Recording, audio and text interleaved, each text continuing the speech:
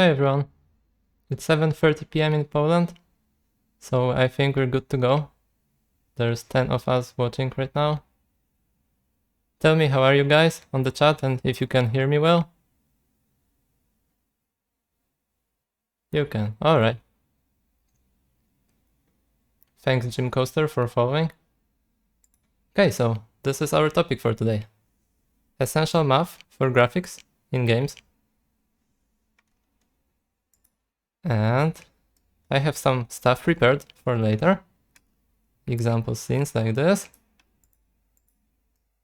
We're gonna have some fun with vectors, if you can consider them fun, but I think so. But let's start with the presentation. So I have prepared a couple of slides and about the basics.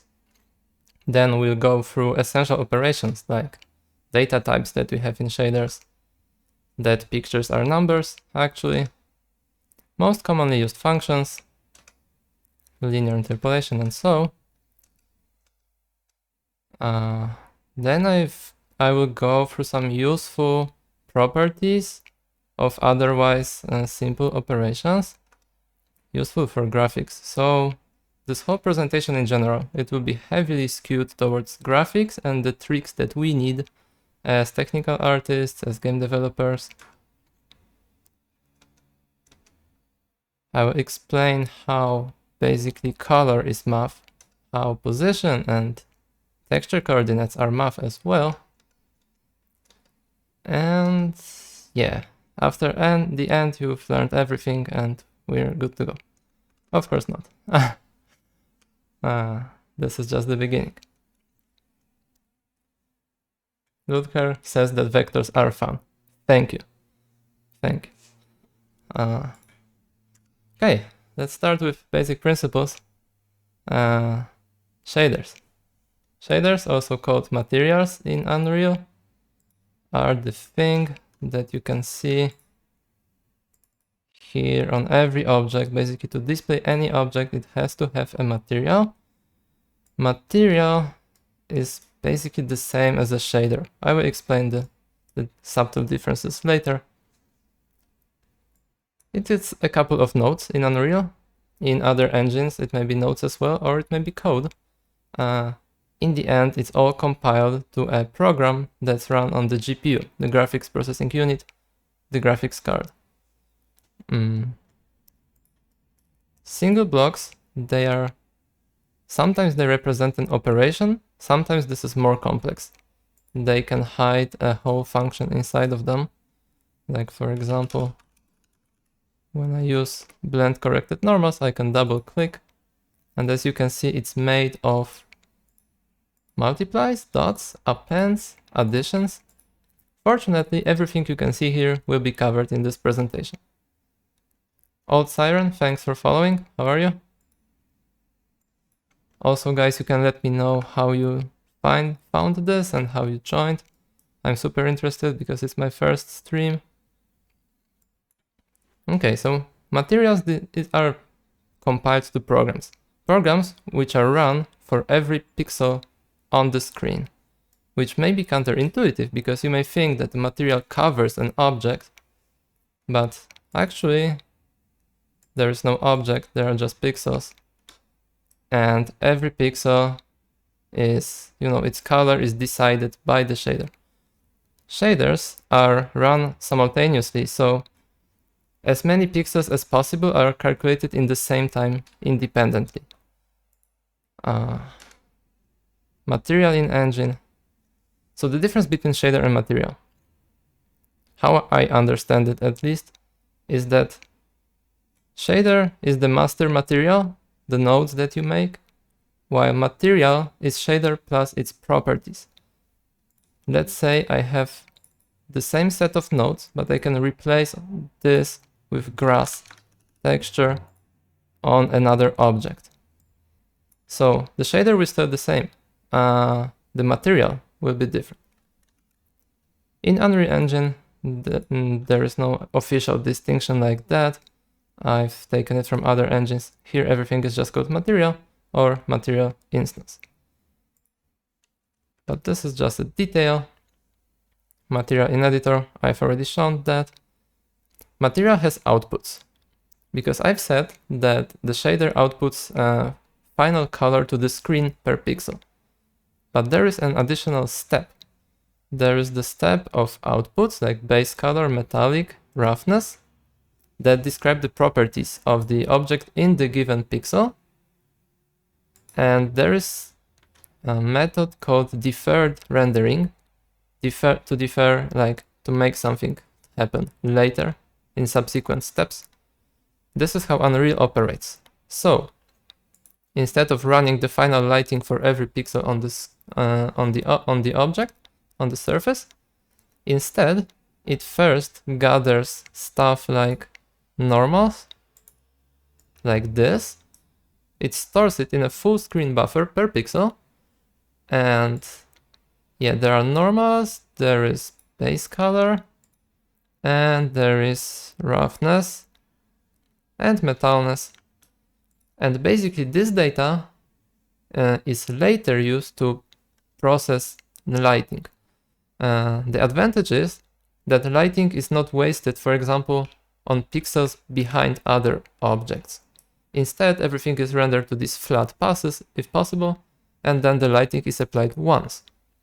This way, there is a little wasted work, everything is efficient. This concept is called deferred rendering, and it's used in Unreal by default. So yeah, this is why we have outputs instead of just the final color. Okay, materials are source code. If you don't believe me, and you shouldn't believe me, always put doubt in what I'm saying, there's shader code. We click that, and we can see the source code in HLSL. This is a language for writing shaders, the most popular one, used in Microsoft DirectX. So this is the code that's generated out of our nodes. Actually, it's not the real code, because compiler will optimize it a lot. This is just every function possible and then usage of these functions. Basically, it's a human readable version of the code. Later will be compiled into assembly. But in general, shaders are source code, and in many engines you will just write HLSR directly. And I have to say, it's a really simple language. Even if it looks intimidating, it looks like C, the old C. It's very simple because there's just a couple of instructions you use usually. Very simple concepts, no objects, some objects, but basically structs. So I think it's really readable, and often you may find surprisingly that it's easier to do than in nodes. Okay, any questions so far? What about variable rate shading and overdraw? Good question, Lurker. So, overdraw happens if we don't have solid objects. That's a very good call, because I said that Unreal uses deferred rendering, one property of the material per pixel, but that's not always true, because what if the objects are transparent? I can open another level with dot product. Check this out. We have a ghost with some weird text on it. Okay. And yeah, as you can see, there are pixels that the ghost will be rendered twice. Or if we have two of them, right? Okay, maybe not this particular object, but... Give me a second, I have something parented here. Okay. Okay, now we have two ghosts. If they overlap, we have what Lurker said, it's overdraw. It means that one pixel is shaded multiple times. Multiple shaders are run per single pixel. Because first we have this wall, then we have the first ghost, then we have the second ghost. And both are half transparent, so all three have to be calculated. So what happens then is for transparent objects, Unreal drops deferred rendering, obviously, because otherwise they will just overwrite what's behind them. It can't do that. So it's switching to forward rendering. Now, forward rendering is basically calculating the material properties and then the final lighting, the final like screen color for the given pixel. And this was used in games before deferred rendering. This was like the only method. Now in Unreal, it's less optimal, so it's used for transparent objects, though there is a forward renderer, fully forward, that you can switch to. It's useful for VR, because keeping material properties in huge full screen buffers is too heavy when you have like 4K resolution for VR and 90 frames per second. Therefore, surprisingly, forward may be faster, but it has a lot of limitations. But yeah, this is what happens here. Too much overdraw and we have a problem, performance problem, because so many shaders have to be calculated for the given pixel. All right. Back to possibilities now. Hey Salmon, how are you? Possibilities. Let me quickly go through the scenes I have prepared for today. Famesaro, hi. Okay, let's start with this one actually, that we already have. This is about the dot product. So, if you ever wondered how to make a silhouette like this, that on the edge we have one color, in the middle we have another. This is just the base color changing. Then you may be surprised, especially if you haven't done materials too much before, that all that drives this effect is just this single node, the dot product. Dot product takes two vectors and produces a, let's say, a mask, a value. So I will go through examples and later I will explain that. So don't worry, I won't skip anything.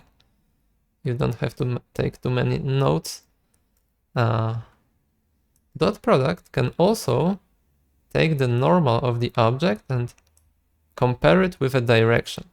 So in this case, it compares it with direction z up, and this way it produces automatic procedural snow. So whatever the shape, whatever the scale and rotation, it will always produce the snow on top of the object. Like so. No matter the rotation. Thanks to the dot product, a single operation that compares the normal of the object with the global normal up. Okay. This is one usage. And here I've used the dot product to make the object transparent on the inside and opaque on the edges. Also brighter. Making a ghost. You can also use material math to perform image operations like in Photoshop. Here, the example is desaturation. It's also just a single operation, the dot product. So this is also one of the reasons I make this stream today. I would like to show you that many concepts that you can think of as advanced or a feature of a given software are actually just single math operations. Let me show you this material quickly. Of course, don't worry, I will return to everything later. So as you can see, I take the color from the texture, I have my weights and dot, and that's it. The output is the desaturated image. So sometimes when you discover a concept like the dot product, then you can see how many things you thought of as effects are actually the same thing internally, and how easy you can make them knowing this low-level nodes or operations. Okay, so this is dot product. Linear interpolation. You've probably used it hundreds of times, even if you didn't know about that. Linear interpolation takes 2 points or 2 colors and gives you the result in between And you can also specify the factor, let's say 25% or 75% between those two. And as you can see, the color is also blended from blue towards green, like so. So this is what's it about. Linear interpolation can also be used. The same thing, the same operation, one node can be used for manipulating position. So I have my rotation here. And as you can see, the instances between those 2 points are also interpolated. And rotation can be interpolated as well, making a helix. Okay. So that's one thing. It can usually be used to blending textures, but we'll get to it later. Because blending textures is not the right choice of words. Okay, we should think in more abstract concepts.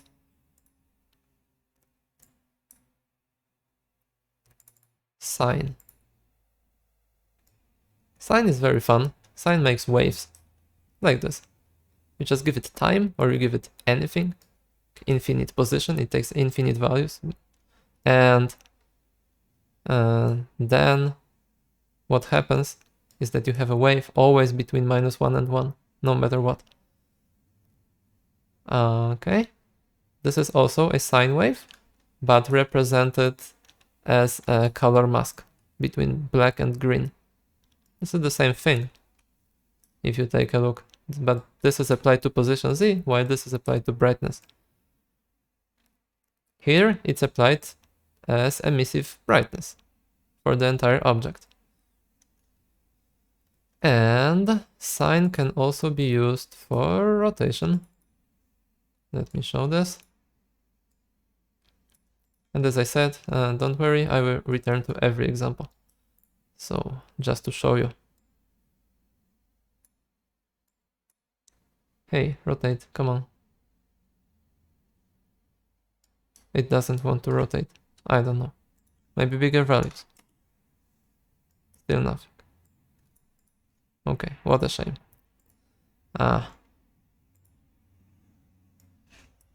Maybe I've selected the wrong object.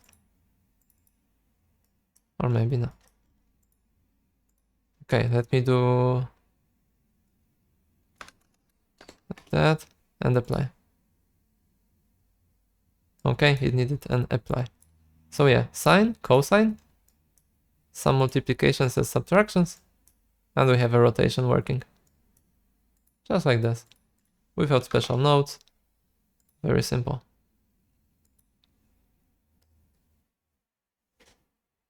Bart shoot, thank you. This was it. I had to apply it. But I remember that sometimes interactive manipulating of parameters have worked. I don't know. But thanks, yeah, this was it. Okay. I've shown sine. I didn't show this thing. Simulate. So this is a flickering light bulb that's also made out of a sine function, but as you can see, it flickers semi-randomly, right? It's not a uniform flicker. Everything is synchronized, by the way, the glow, the emissive. I will also show that. During this stream, I would like to show both blueprints and materials, maybe with more focus on materials, but in general both, and also how to combine them, how to make them synchronized.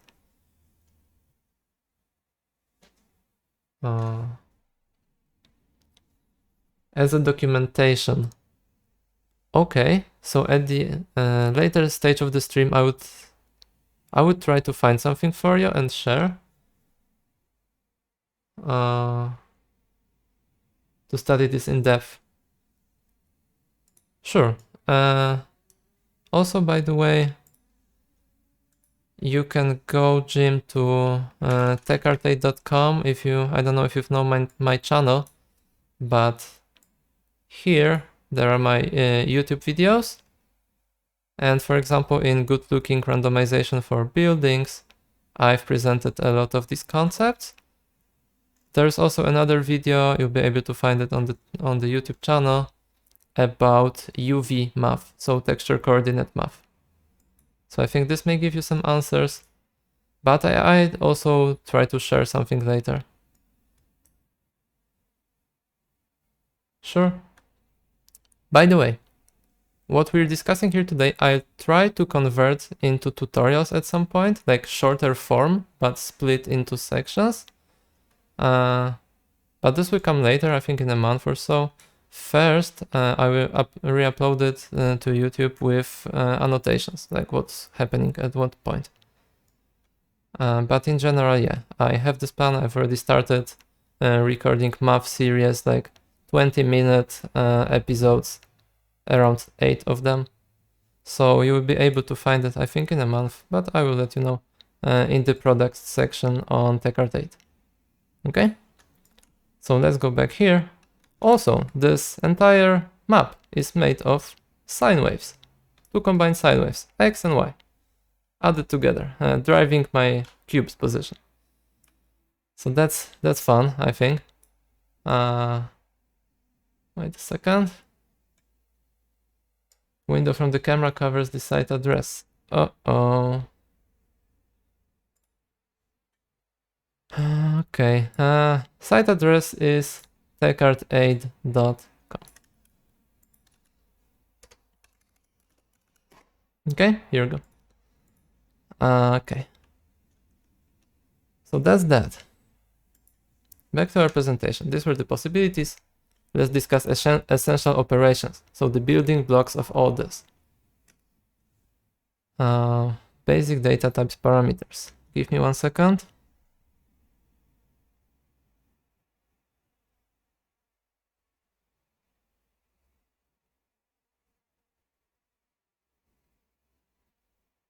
Okay, now I see the chat in front of me, so it should be easier.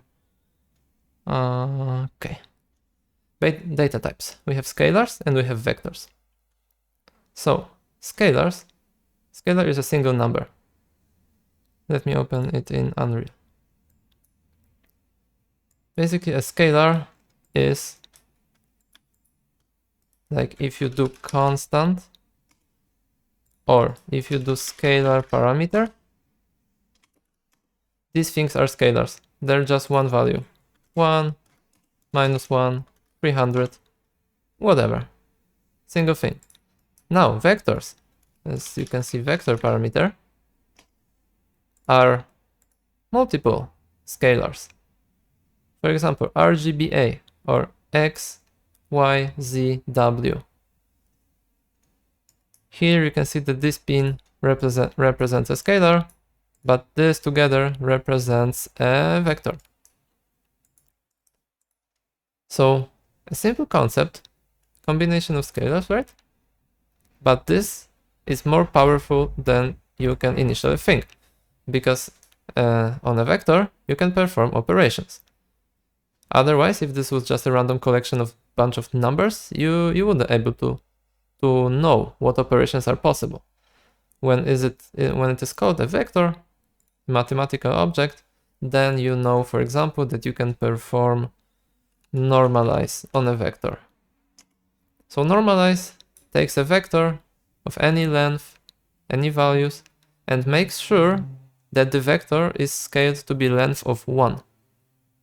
Very useful concept, because normalize converts a position vector, for example, into a direction vector. Directions always have to have a length of 1, but they can represent different rotations. So this is what normalize is doing, and it's possible because of a concept of a vector instead of just a bunch of random scalars. Okay? A color is also a vector. Because sure, vector can represent position, like 100 to the left, 200 to the front, and 300 up. That's a vector. But also, it can be visualized as a color, as you can see. So 1, 0, 0 is red, because red channel is full and green are 0 and blue are 0.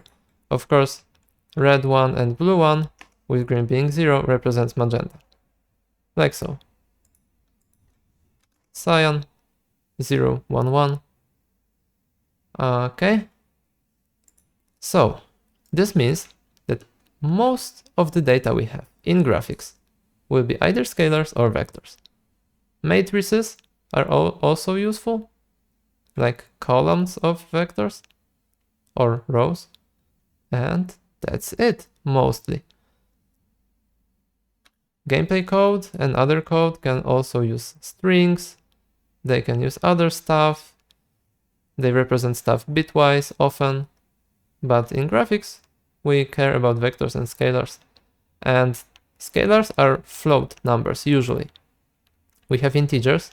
Integers are like the complete number without decimal places, and float can have decimal places. So a vector usually is a collection of floats. Okay, so RGBA represents a color, XYZ position, but for the computer it's the same thing. It doesn't distinguish if the vector has RGB or XYZ. For it, it's just the component 0, component 1, and component 2. It doesn't care. Therefore, we can visualize, for example, UV as a color, because the UV value, the texture coordinates, can be shown as a color. This is what happened here. I have my UVs going from 0, 0 to V is still 0, but this goes towards 1.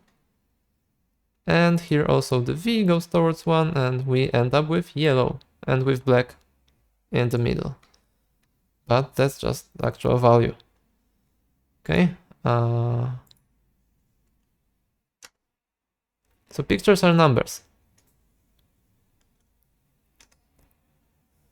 Now for the most common functions, linear interpolation, I've already described that, addition, multiplication, and power. So let's go through them. There is also clumping to fit something in a range. There's splitting vector to scalars. Like you have a vector of 3 and you split the scalars, and joining them together into a vector. Okay, linear interpolation. What does it do? Normally, how people explain that is that it mixes two textures together or two solid colors, it mixes them and returns a color in between based on the gradient you provide. But that's, no offense, but that's a very artistic definition. Don't take it to the heart. I've finished. I have a Bachelor of Fine Arts, but that's the bad description. You shouldn't think about it like that. In general, forget about objects and mixing textures and textures in general. Shader calculates the value.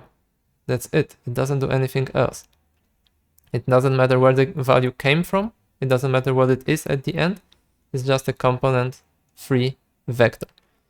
It has tremendous consequences because thanks to this simple concept of a shader and a pixel, it allows the GPU to be massively parallel.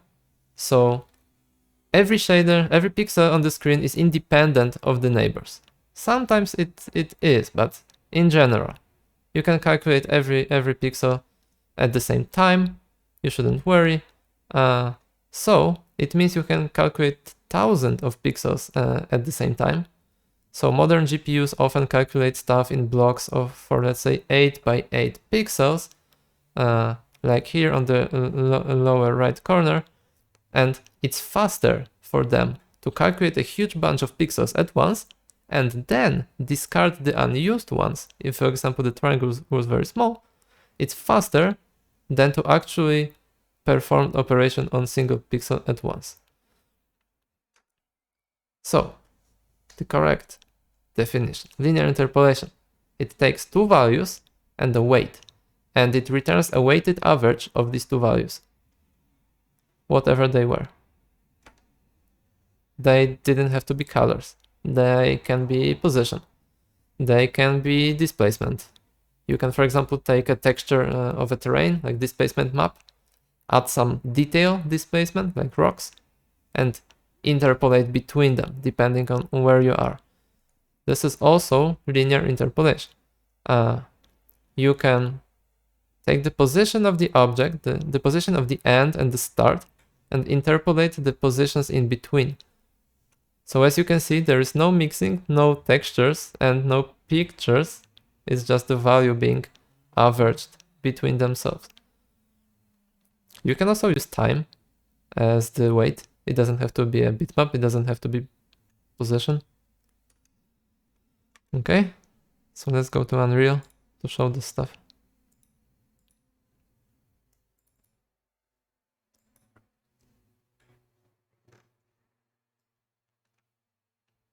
And if guys, anything is unclear or you're unsure, feel free to ask anytime. This is what it's for.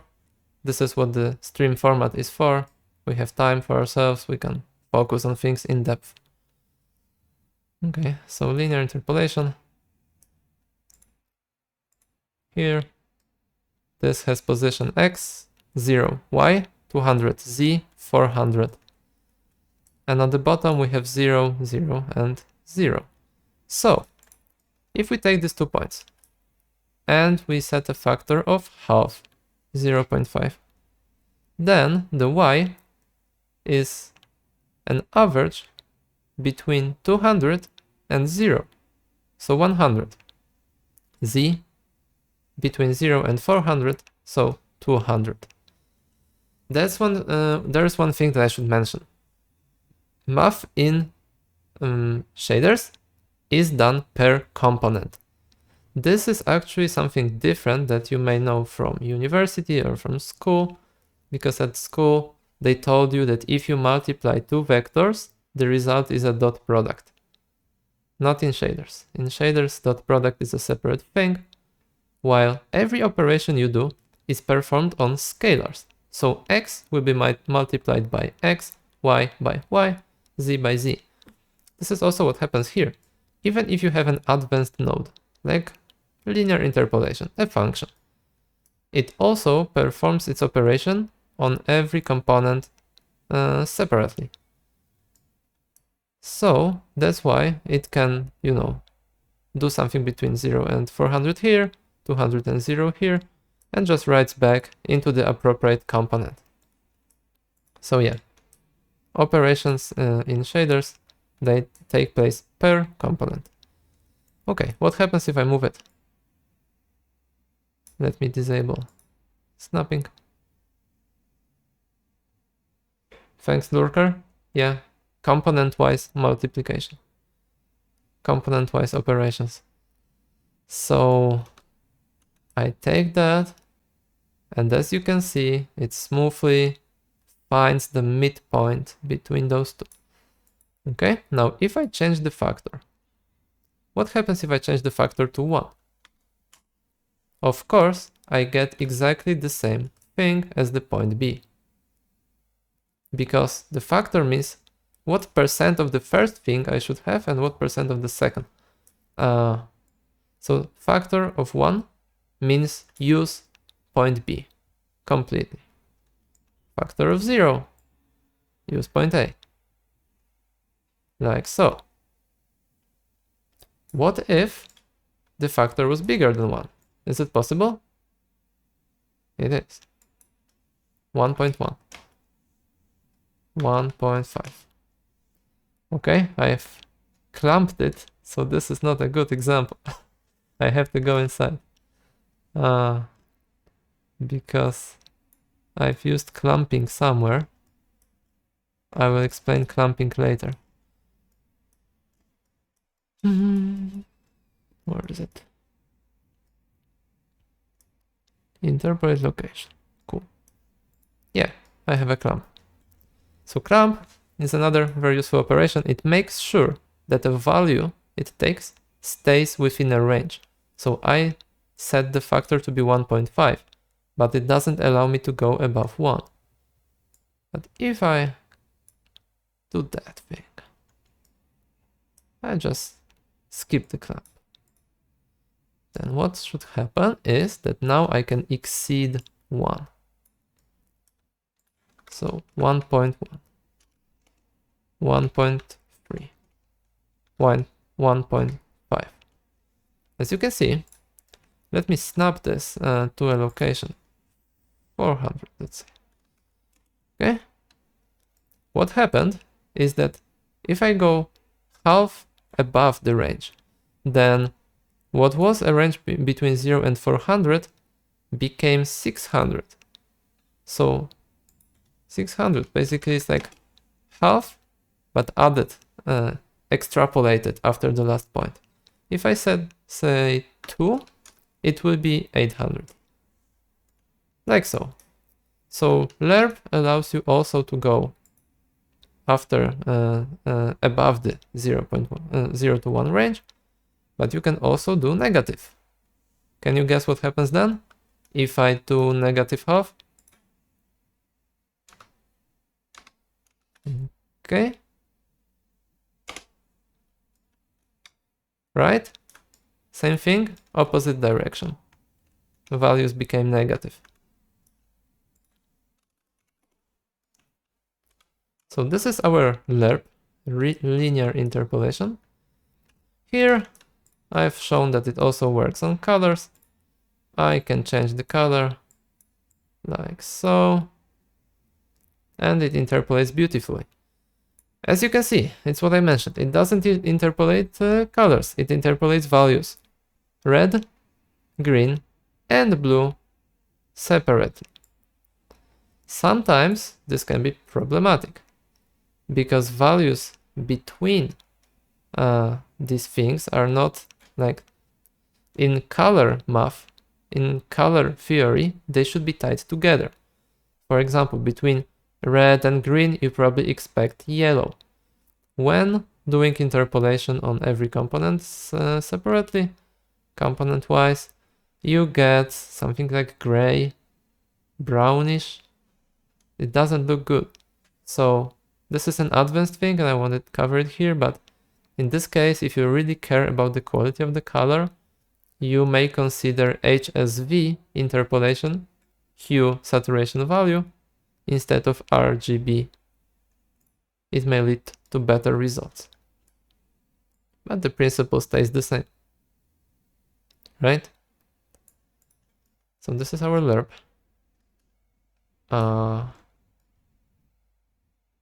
Here I'm lerping position and rotation as I've shown.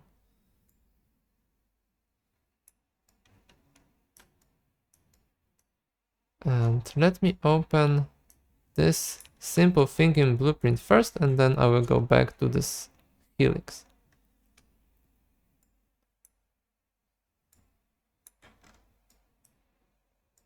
So what's happening here?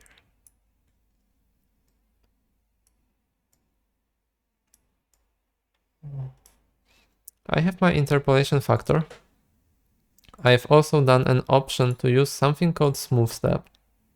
So smooth step changes the linear plot to be smoother. Let me show this. It's not important right now, but I will show this on GraphToy. GraphToy is an awesome tool. I really recommend that. It's a website, graphtoy.com, where you put shader math in actual shader code, HLSL, or actually GLSL, and you get the results. Perfect for prototyping. So X is just my X increasing into infinity. Okay? Now, if I clamp this X between 0 and 1, this is what I get. Clamp just makes sure that nothing is smaller than 0. It will be replaced by 0. Nothing is bigger than 1. Now, if I did a smooth step on X, this is what I get. So, this is the regular X. Come on. What?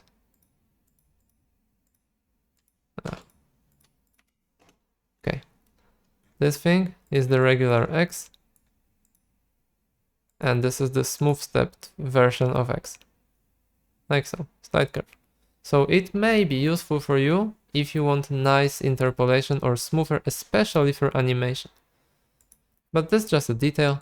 Basically, I take my lerp factor variable and I use a node called lerp. Now, in Blueprint, there is a couple of variants of lerp. We have lerp of vectors, which I used here to interpolate positions, my location origin and location target, but also if you type lerp, you can see there's a lerp of the full transform. So rotation, scale, and position at once. There is rotator lerp for nicely, like when you do a rotation, you shouldn't just interpolate directions like a flat thing. Instead, if you use rotators, you have a very smooth, nice, like coherent rotation transition. You will see the difference if you experiment yourself on what's the difference between simple direction lerp, treating it as a vector, and using a full rotator. And there is what I mentioned, lerp using HSV. So yeah, you lerp colors, but please remember that colors are values, always, okay? There's no concept of color, at least on a shader or blueprint level. And it takes a factor. The same thing, but can operate on colors and do HSV interpolation instead of RGB. This high quality color blending. And yeah, there's also standard float lerp. Okay? So that's it. That's it. You have the return value, and this is this interpolated value. I have a ton of other things, but it is just the helpers for displaying this text and so on. Yeah, so the helix, same thing. Actually the same thing, but I'm using instancing to draw the single blade of the helix. I create a lot of them. So I created a hierarchical instance static mesh. And this is a component that allows you to add clones of the same component multiple times in a very efficient manner, because it stores the original thing once and just draws them real time very quickly without copying the data. So I set my mesh to this blade or to whatever I want. And in a for loop takes first index and the last index. So basically the difference between these indices means how many iterations you want to do. Basically for loop is for repeating stuff. Repeating, but with different properties maybe. So instead of duplicating my code 32 times to just produce this helix, I use a for loop. Instance count is how many blades I want. 32 is my default. Oh, sorry. 32 is my default. I can do 16. I can do 8. And as you can see, I calculate the factor for lerp for each instance, and it automatically gets put on the right place. Because if I know that, for example, I have 3 blades, this will have a factor of 0, half, and 1. If I have 4 blades, it will be 0, 33, 66, and 1, and so on. So this is our blueprint magic working here. Instance count, repeating the stuff. And this is what I mentioned. Calc normalized instance index. So normalization can also mean not only that something is a length of 1, it can also mean that a range is between 0 and 1. The same word is used for these two things. So normalized instance, right? So I want not to know the number of the instance 0, 1, 2, 3, 32. I want to know the 0, something, something, something, 1. So to do that, I'm taking the index of the current iteration of the loop and dividing it by the total number of iterations minus 1. This way, the last iteration will be 31. It gets divided by 31, results in 1. The first is 0, divided by something, always 0, and things in between are placed accordingly. So this is what happens here. I get a nice value between 0 and 1 for every instance. So it means we are ready to use Lerp, because Lerp expects a value between 0 and 1. I have my origin, I have my target position, and I Lerp between them, assigning it back to the instance. So I create an instance mesh here, but it's not an actual mesh, it's just a clone. And instance transform location is the result of Lerp between these two locations. Okay? Now rotation, same thing but slightly different. Because, as I said, I want to interpolate the angle of the rotation, not the vector. The vector, it will look bad, it will look glitched. I just want the smooth angle, and then Unreal will compute the right rotation for me. So I Lerp between rotation angle 0 and rotation max. Rotation max is 360 degrees by default, but it's my variable. I interpolate between these two endpoints using the same alpha, the same weight. Weight is often called alpha in Lerp, or factor, using the same thing as I do for position. So this is also between 0 and 1, same thing. It will give me the result between 0 and my maximum that I set. So this allows me to create an actual final rotation from axis and angle. Axis is upward pointing and angle is what's calculated here. So if rotation max is 0, nothing happens. It's a Lerp between 0 and 0. If it's 90 degrees, this is what happens. 90 on the top, 0 on the bottom. 360. It makes a full rotation as it goes. Okay? 800. Hati, TA, how are you? And welcome. So we've just explained Lerp and what can it do. Okay. So before we go into textures, do you have questions? I try to follow the chat, but I see that nothing's happening here, right? So if you guys want a minute. Amer, hi. Thanks for following.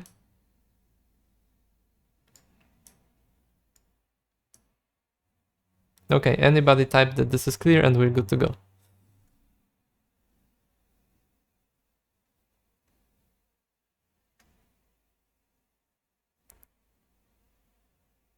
Thanks a lot.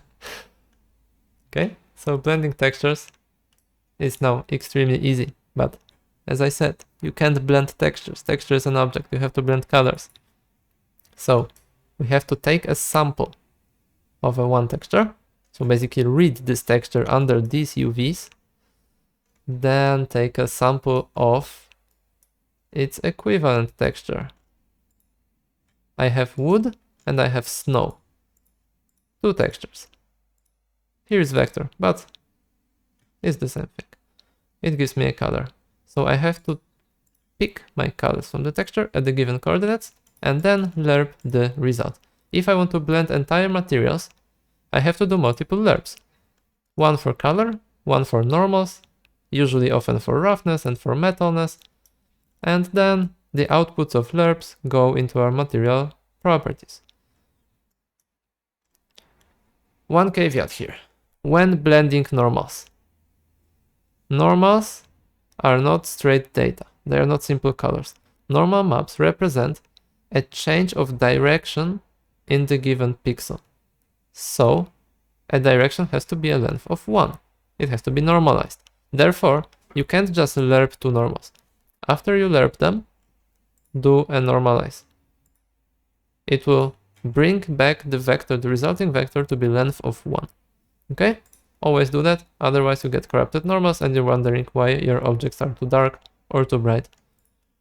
There's another thing, blend angle corrected normals.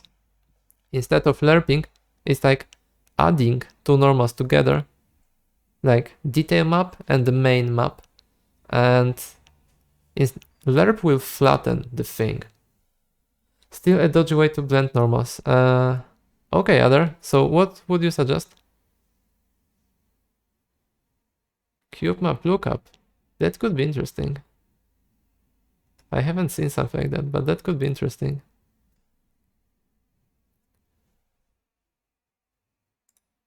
So other, how would you do that? Like how would you blend normals? You mean the lerp or the blend angle corrected?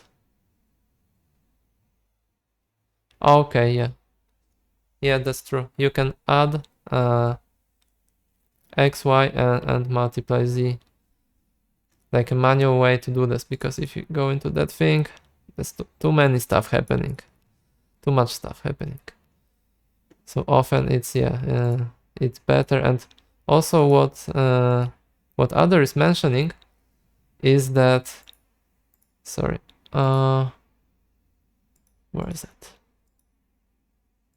Yeah, what other is mentioning that if you follow the popular advice and just try to use overlay in Photoshop to blend two normals together, you won't end up with, you know, angle corrected results. Like something will be off for some values, especially extreme values. So whatever method you choose, there's a couple of them, put a normalize at the end if the function is not doing that. This way you ensure that the result is a length of 1. Okay? And yeah, this is blending the properties of snow and the properties of wood together with the normal map that's changing. Here is a more advanced example, because standard lerp looks very boring, like very boring. You can always tell it's a gradient. You don't want that. You would prefer something like that, maybe not so extreme. So this is a special version of lerp that's called hive lerp method. I have a video on YouTube about that. Let me quickly find on my website.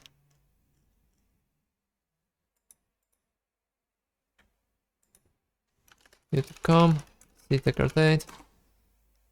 Yeah, I consent. This one. It's called Detailed Texture Blending with Hive Lerp and Vertex Painting. And I describe this in detail. So if you're interested, I'll just here go through it quickly. We have the same setup, wood and snow. But instead of just simple factor for the lerp, we calculate a more interesting, more varied factor. To the gradient that we got from the global up vector and the dot product. Some noise would help, exactly. So this is what it's about. We have a hive map, a bitmap. Looks like this, but it can be whatever. I just painted that. These are values that I will add to the factor or subtract to the factor from the factor. Basically to take this gradient and to perturb it a little to make the transition more interesting. So if I have here a value of 0.3 and let's say the gradient is half, I will add this together, I will end up at 0.1 in the precise pixel.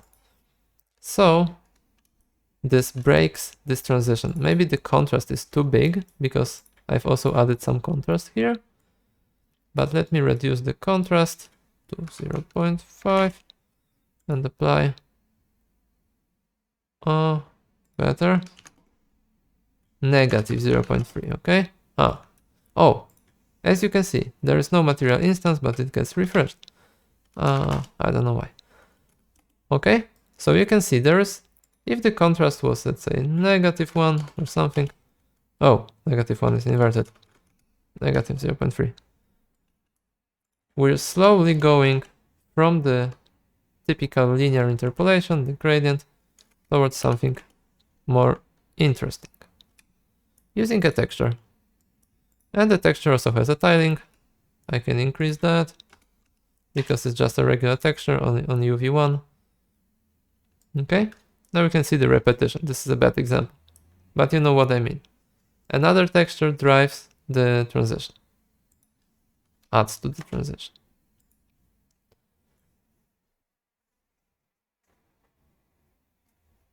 If I care about quality of blend hive based blending, it's pretty nice. Okay. Actually, yeah, that's a good point, that whatever you do, you should always focus on the final result that you want. Like if something looks good enough for you, and this is what you wanted to achieve, then don't care about the method. Don't use Lerp just for the sake of it. That's true, that if something is enough for your stylistic, for your aesthetic of the game, it's okay. And it's even better because it will be simpler. And whenever you save some time using simpler methods that look good, then you have more time to spend on some place where it matters. So this is a visualization of the mask I used, this dot product. Don't worry about it yet, it will be our next example. Now here, this is about breaking the repetition of the terrain texture. King Dimitri, hi, how are you? Here you have texture that looks nice from the close-up, it's okay. But obviously, when you move away, you can see the repeating pattern. So this is where we want to apply the hive Lerp, the Lerp. But this time, instead of a static mask, we will use dynamic distance from camera to the pixel. So, as you can see, at some distance, the styling is too much, it looks bad. So what I did is that if you move away too far, it will Lerp to another texture. The same texture, but with different tiling. So this is much less noticeable. When you move close, it gradually goes towards this highly tiled version. Okay? This can be sometimes visible, sometimes not, depends on the game. But for slow games like RPGs, it's recommended, I'd say, to at least try it. Now, there's one thing. You may think that this was done by Lerping the UVs, the tiling. You shouldn't do that. You shouldn't do that. I will show you why. I open this material. Let's not spoil how it was made yet. Instead, I will just take these things here for now. Okay.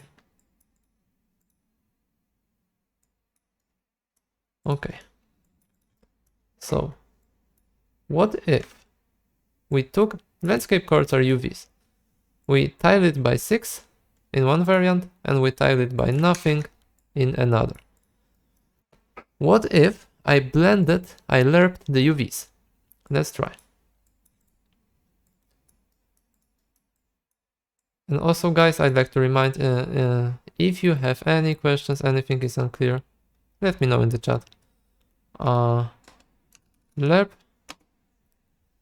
If I'm going too slow or too obvious, that's also a very valid point, though I'd like to be, as wide as possible in this, because this is also what streams are for, that everybody is welcome and can hear about stuff or get stuff explained interactively. Okay, so we have one UVs, tiled and not tiled. What if we do an interpolation based on our distance mask? Distance mask. Don't worry too much about this distance mask, we'll go to it later. It's just, you know, from the camera to the object. I can also show you. Wait a second. I will just put this mask into base color. Okay. And unlit. This is the mask. When you go further, it's white, 1. When you go closer, it's 0, black. And between them, we get a gradient. Simple stuff. This is the mask. Here we should have one set of UVs, here we should have another, and there should be a transition. So let's visualize our UVs. There's a node called frac. Very cool stuff. It gives you just the fractional part of the number. So no matter how big the number, it gives you just the remainder. The remaining part, like modulo 1. So when I take my tiled UVs, put them through frac, and to base color, you will see what we got. So these are UVs, like between this point and this point is like one texture, one UV space from 0 to 1. And then it gets repeated, right? Because if you use a texture in the wrap mode, wrap, then it's repeated into infinity. So this is what happens. This is one UV, and this is the non-tiled UV.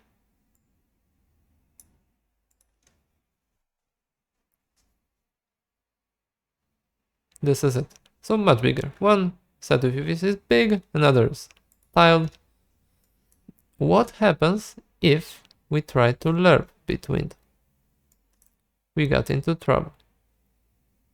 Let's put it back here.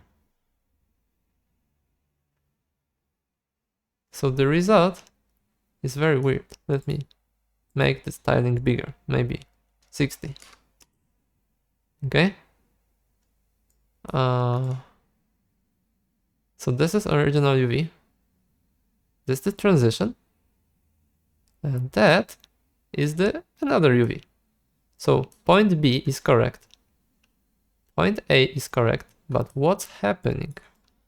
What is going on in between? Let me lower the styling for a little while. They are basically like swimming. They are distorting. Because this is mathematically correct. This is a consistent space of lines going one direction, second direction. The values make sense. They represent a space. And spaces are one thing you shouldn't blend. Or maybe you should when you're advanced mathematicians, but not here, not in shaders. Not if you want nice looking pictures. You can't blend spaces easily. This is one space that's continuous and nice. This thing is another cool space, very good. But between them, no.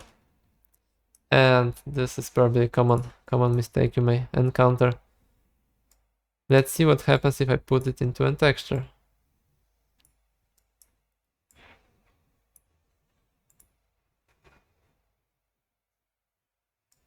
What was that? See? From up close it's okay. The texture is tiled, the space is continuous.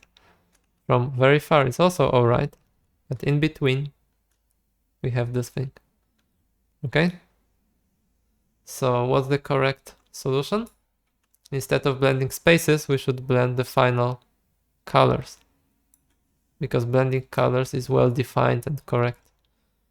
So instead of all this stuff, we take the sample of a texture under one coordinates, the texture sample under another coordinates. We store these two colors. Unfortunately, this is two texture samples, so there is a cost to that, sadly. And then we lerp the colors. And that's it. The distance mask used to lerp the final, final colors. And if I put that thing into base color, it should be okay.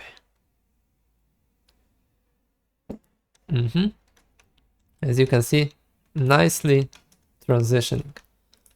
This is also where you can see the effect that we have actually two textures sampled. One, another, and the smooth transition between them. So we have two samples at the same time, with different weights to them. Okay guys, so this is Lerp. Tell me if you need to know anything more, or if you need a link to some resources about it. But I think this one is quite simple.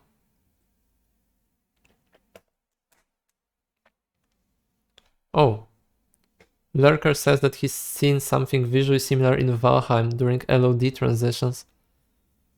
That's interesting. And I've actually seen that Valheim often cuts corners. Remember, it's a very small team making the game in Unity, probably, from what I remember. So they even had to cut corners somewhere. So you can encounter a lot of stuff there.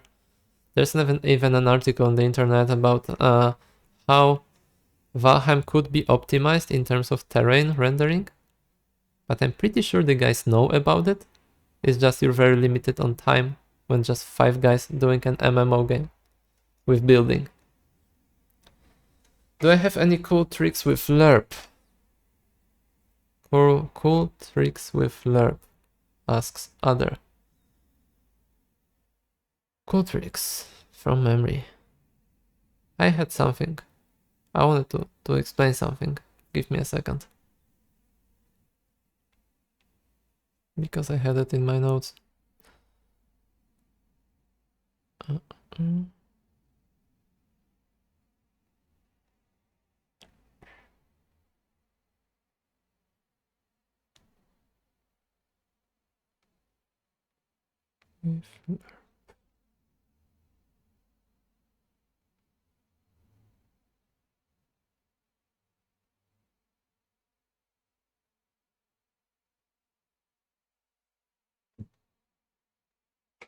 Okay, so this also goes to the topic of power, the very simple operation you already know.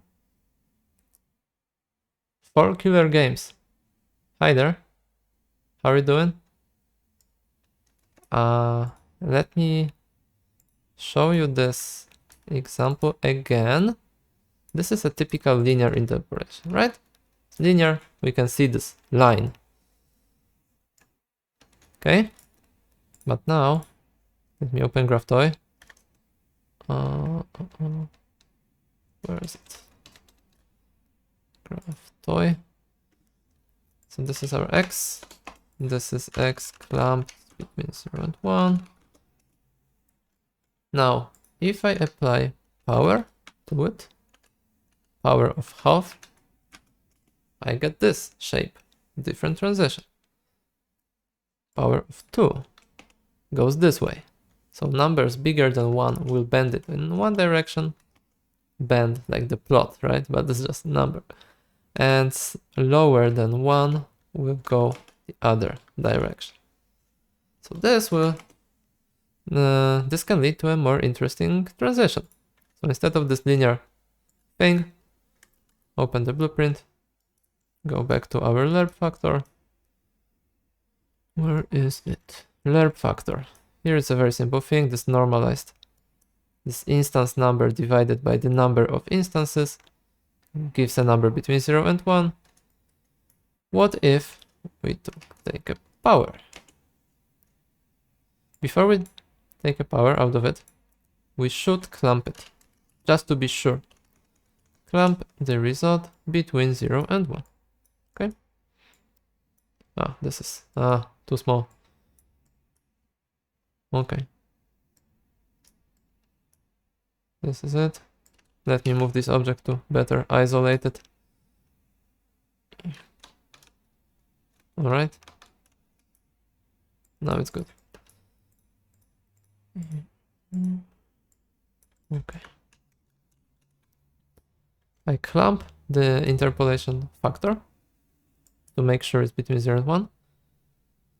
And now, to the power of 1, it will be the default thing. But to the power of 2,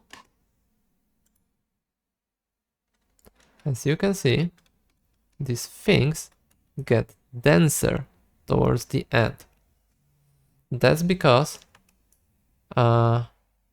this factor of interpolation is no longer linear. We changed it. We did this thing to it. But don't think about it as a shape. Think as a value. So y represents the interpolation factor result. So to eighth, it will be super dense at the end, very sparse at the beginning. Like so. Most of instances came here, denser and denser. When we do half, it will be the opposite direction, but the same effect. Like so. 0.1. Like so. So you can think of it if you just want to flip direction, but you're not sure what value to take. If you want the same thing as 8 is doing, but the opposite direction, you should do 1 divided by 8. So 1 by 8, 0, 1 to 5. Same thing, different direction. Yeah, so this is what it's doing. You can also observe the interesting effect when we put rotation to it. Let me change to half. Yep. So, power, very useful on a range between 0 and 1. There's a couple of things like that in shader math and in gameplay math, that there are some ranges of numbers that have additional properties. 0 to 1 is a very important one. Okay. So that's it. Smooth step, I already shown that. Just to remind you. This is normal X, and this is smooth step. Like so. If you're wondering how to do smooth step, and you may wonder because in Unreal there is nothing like that in Blueprint, there is in materials only, then take this and add, smooth step, then add NVIDIA CG. NVIDIA CG is an old shading language. It's very similar to HLSL and GLSL. It's unused right now, but there is a very interesting documentation about it on the internet. And I hope NVIDIA never takes it down, because in their documentation, they present definition of every typical shader language function and the reference implementation. And this is gold. This is just brilliant. Because now you can take this stuff and just port it to Blueprint. So if you want smooth step, and we don't have smooth step in Blueprint, then you just take this NVIDIA website, copy, Albur's vertex, hey, and here I've just taken it, make a comment, put my code that I want to reproduce, and yeah, this is smooth step from NVIDIA's website, very cool site. It's NVIDIA CG documentation.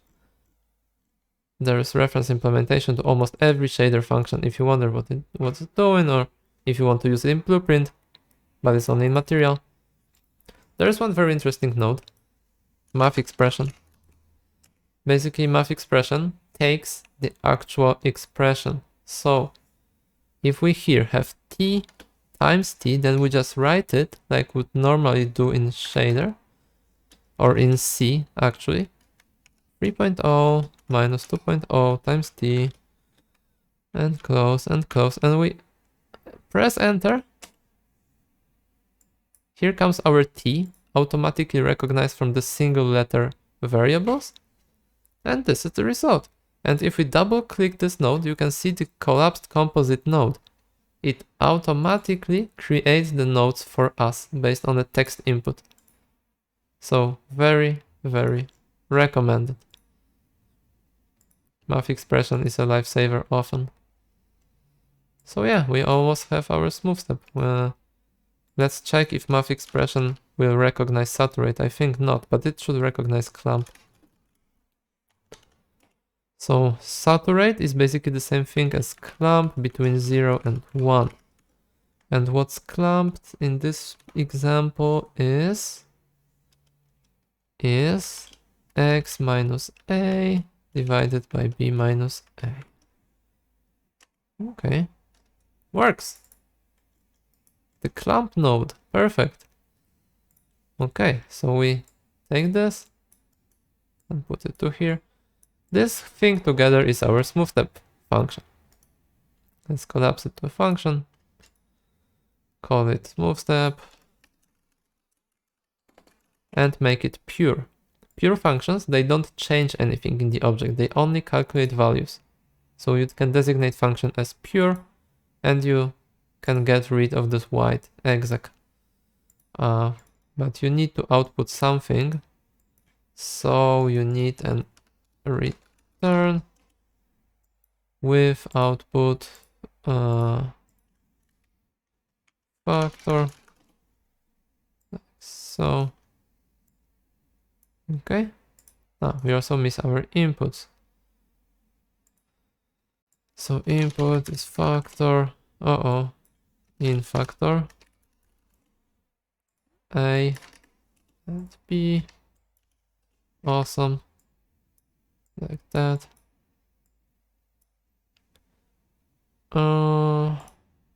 Value, not factor. Okay, so this simple way we have our pure smooth step function that looks like a native function in Unreal. So now, when we have this thing, we can put our smooth step here. Let's see, maybe it won't work. I don't know. It works. More interesting, smoother transition. Okay, so this is it about Lerp. Let's move forward.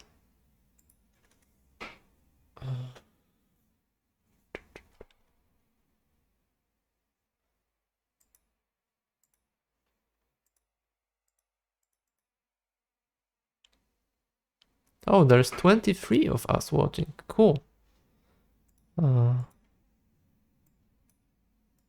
Guys, as I said, I'm open to discussion. This is all for you.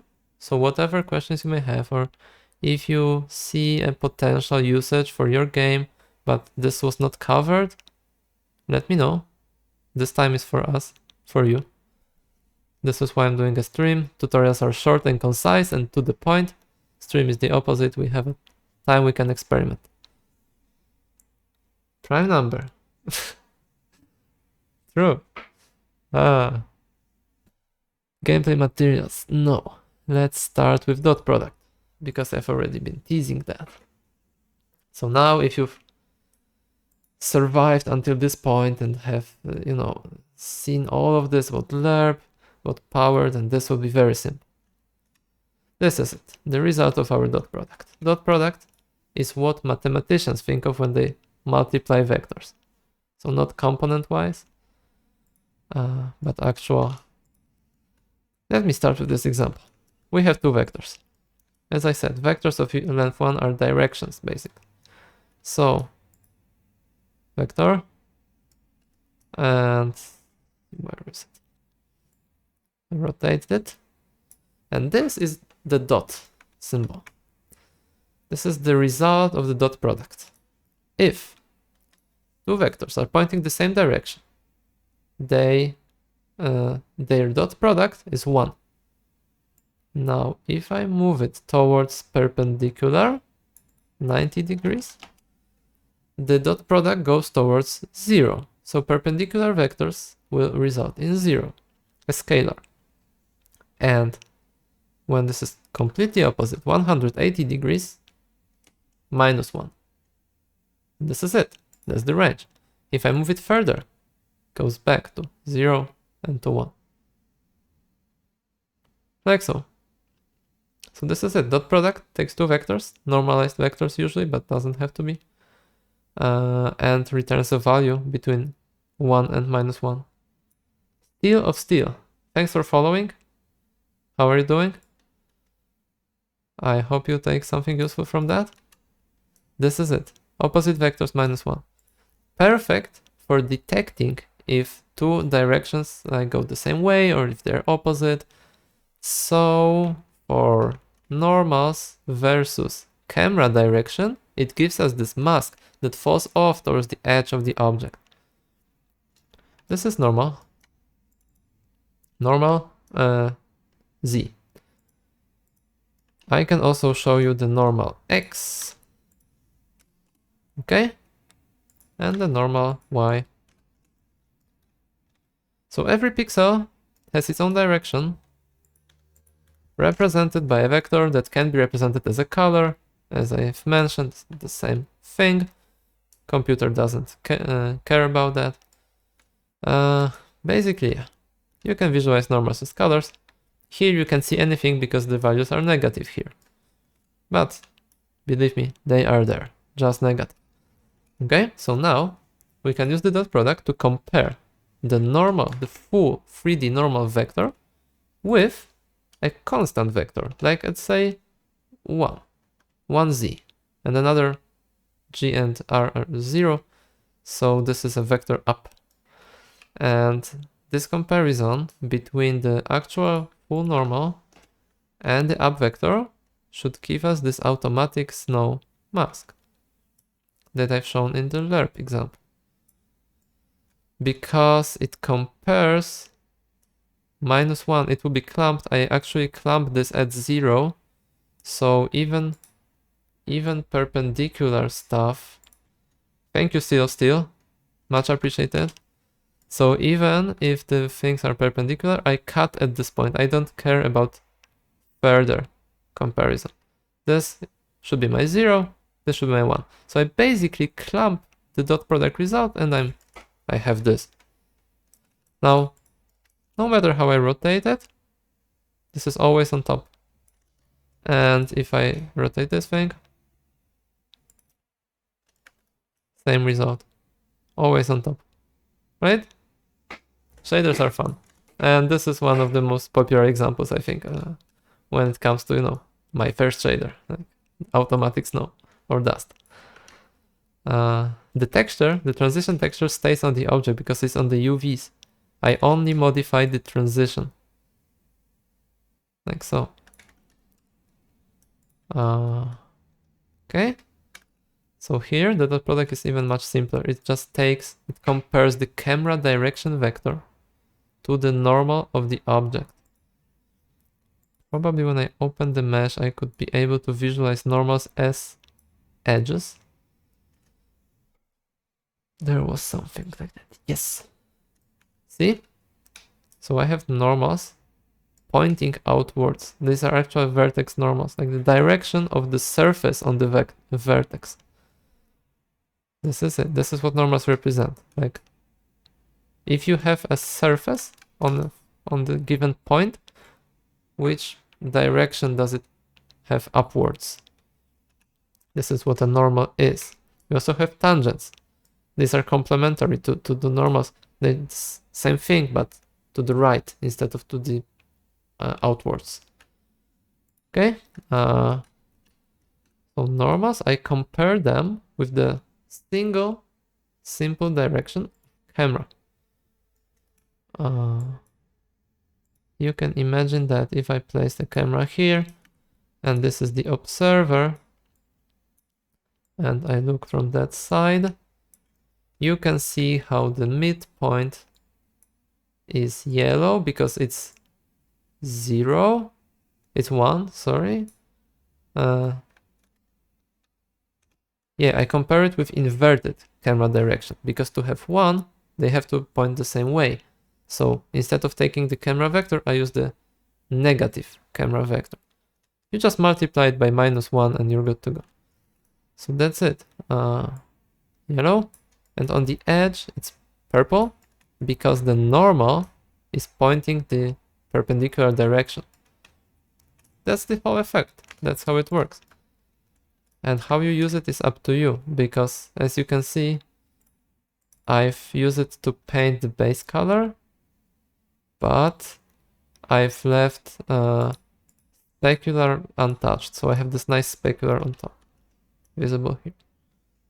Okay. Pure dot product is not interesting in the same way as pure Lerp wasn't interesting. So I take it. This saturate is a clamp. It clamps the value between 0 and 1. I take it and put it through power of exponent 2. Because if it was the default dot product, it's bland. It's not good. When I add some power to it, it's more interesting. It's thicker. That's what I want. I want the effect to be visible in this example. Okay. There is also a very good node, very much recommended. It's I've used it here. It's called remap to a range. So, sure, I have my transition based on the dot product, or on the position actually. Yeah, on the dot product. But I wanted this node to be on the very top. I don't want it to be in the middle. So there is remap value range. I use this node everywhere and I recommend to everyone. Very good node. Very good. It takes an input, our mask. There's also right click, start previewing node. So you can see the state of the graph on this selected node. This is my dot product with the up vector. Okay. Now, after remapping the range, let me change the range a little. 0.3. Okay. 0.9, 0.7. Oh. Okay, cool. So, what it does, it takes a range, usually, it doesn't have to be between 0 and 1. In this case, it is. But it takes any range, and you say, what's the beginning, the black point of the old range, and what's the white point, the highest of the old range. So I say that it should take between 0.4 and 0.9. It takes this old range and scales it so that it's between 0 and 1 on the output. So we take any range. It's very useful for camera, because in camera you all have meters. Like distance from camera is like 300 meters to, let's say, 800 meters. If you want a fog-like effect, then you say remap value range from 300 to 900, and you get a nice mask between 0 and 1. So remap value range takes the old range, takes the value, and scales it, remaps it into the new range. In my case, between 0 and 1. This way, it doesn't matter that the dot product is going from the very bottom to the very top. I just say that from dot product result 0.4 to 0.9 should be my 0 to 1 gradient. And I clump it, saturate this clump. And I use that as a hive lerp, to lerp between snow and wood. So as you can see now, it's only on the top because I changed the range. Okay. Any questions, guys, so far?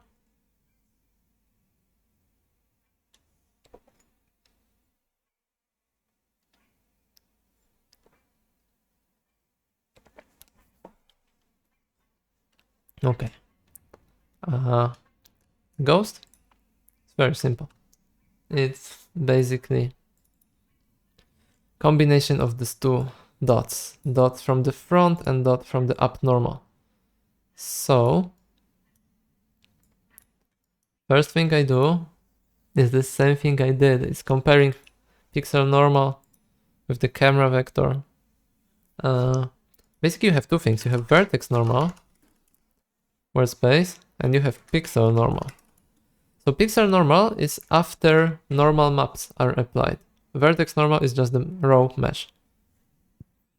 And here, this is the already known thing from the purple and yellow example. While here, I have another dot.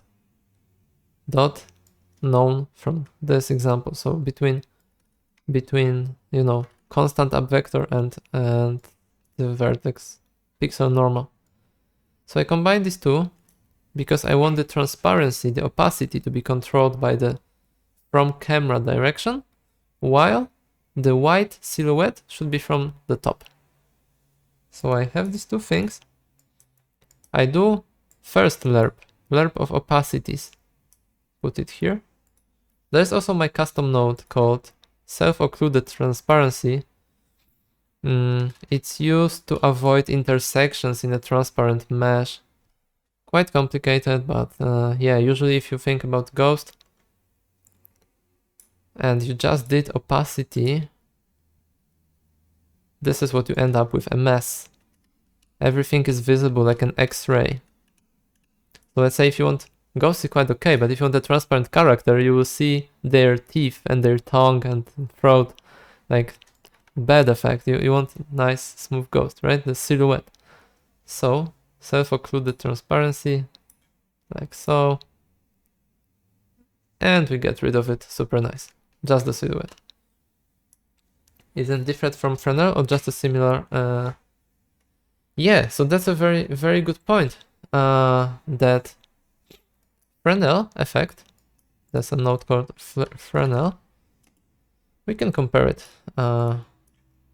because basically that's gonna be the same thing, but let's try. Let's try to make half of the ghost use Fresnel and another half use dot. So we take our local position, yeah, local position, component mask. Component mask takes a vector and lets you mask out the components that you don't want. So in this case, it returns a smaller vector or a scalar. So I only want the X of my local position. Let's first just see what it does to get the range correctly. So remap value range. What we're gonna do is to try apply half of the effect on one effect on half of the object and another effect on the other half. So we need a mask from the local position. Maybe even we don't need remap range, but let's keep it simple. It can be done simpler, but we don't care about optimization so far. From 0 to 0, 0.1, so to 1 centimeter, it should be like this.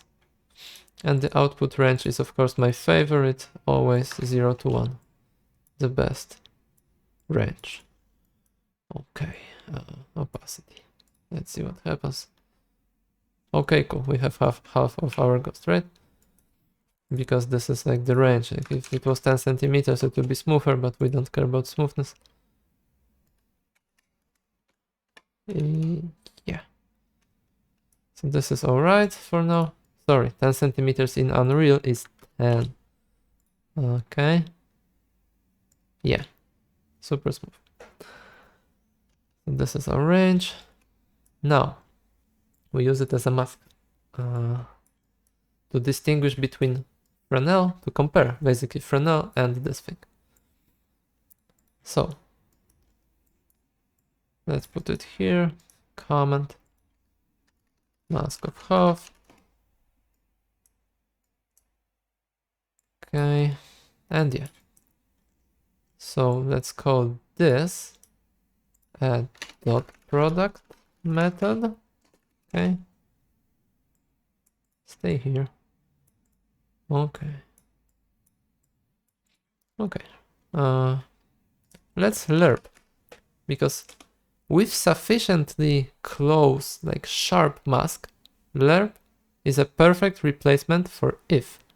Basically, if node, there is something like that. There is an if node, and it has its usage.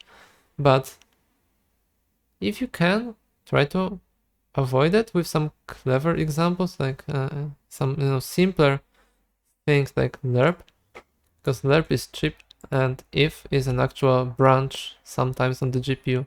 It doesn't have to be, but often it turns out whenever you don't want it to be. So as I said, GPU is efficient when it's doing the same thing on every pixel. When you use an if, it has to stop and apply some instructions or some other instructions and only then continue. Inefficient. Often it's implemented well and it's not a performance hit and it's very useful, but try to use Lerp. It will also learn you some, creative thinking about nodes. Lerp is an if you have a sufficiently sharp mask, because this is 0 on one side, 1 on the other side. So if you use Lerp, it basically selects between this method and this method.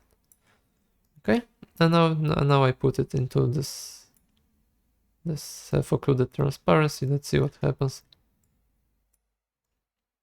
I basically select between dot product and fresnel on the other halves of the ghost.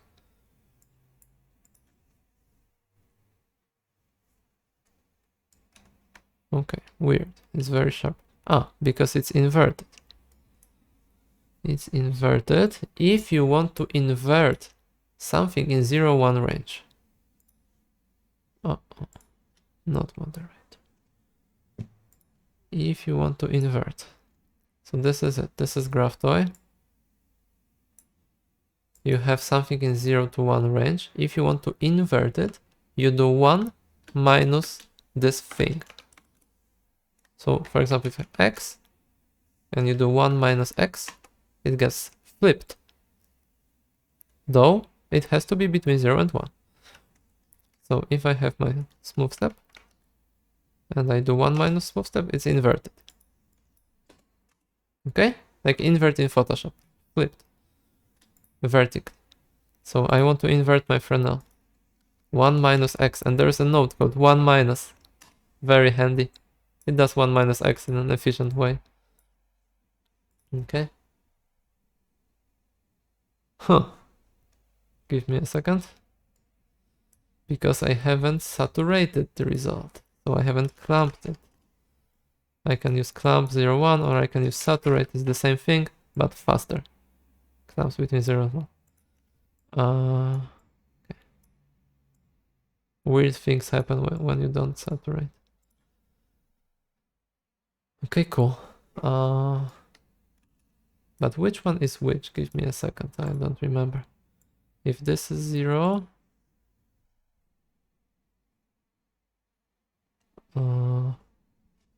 yeah, Lurker has a good point that some GPUs execute both branches in a sequence and just mask out one of the results. So GPUs can be clever about ifs, but you never know. Especially for simple operations, if is okay, but if you have a complex, complex graph of nodes, then ifs can be inefficient. It depends. Okay. But huge thanks for pointing this out, because this is not obvious, and you can see a lot of material on the internet, like people raging against ifs in code. It's not always that bad, and it has its usage, especially if the factor to the if, the condition, is constant or a low frequency on the screen. Then ifs can be very, very good. Okay. Something's not right here, because we can still see the ghost. Okay. That's why. Go to hell. Now it should be okay. Yeah. Okay, so this method is fresnel, because I've done a to be 0 constant just for a test. This is fresnel. Maybe I shouldn't invert it then. Maybe I just had this remap wrong. Yep, it's okay. It's 1 on the edges. Okay, so about the properties of fresnel. Let's first bring back the dot to compare. Similar, but not quite the same. I don't know if you can see it here, but fresnel, it starts very sharply, but then it stays at a value that never reaches 0. I don't know if it's visible on the stream, but this value is like 0.04 on the very front. It approaches 1, but it never reaches 0. While the dot product, it obviously reaches and even can go beyond 0, towards -1.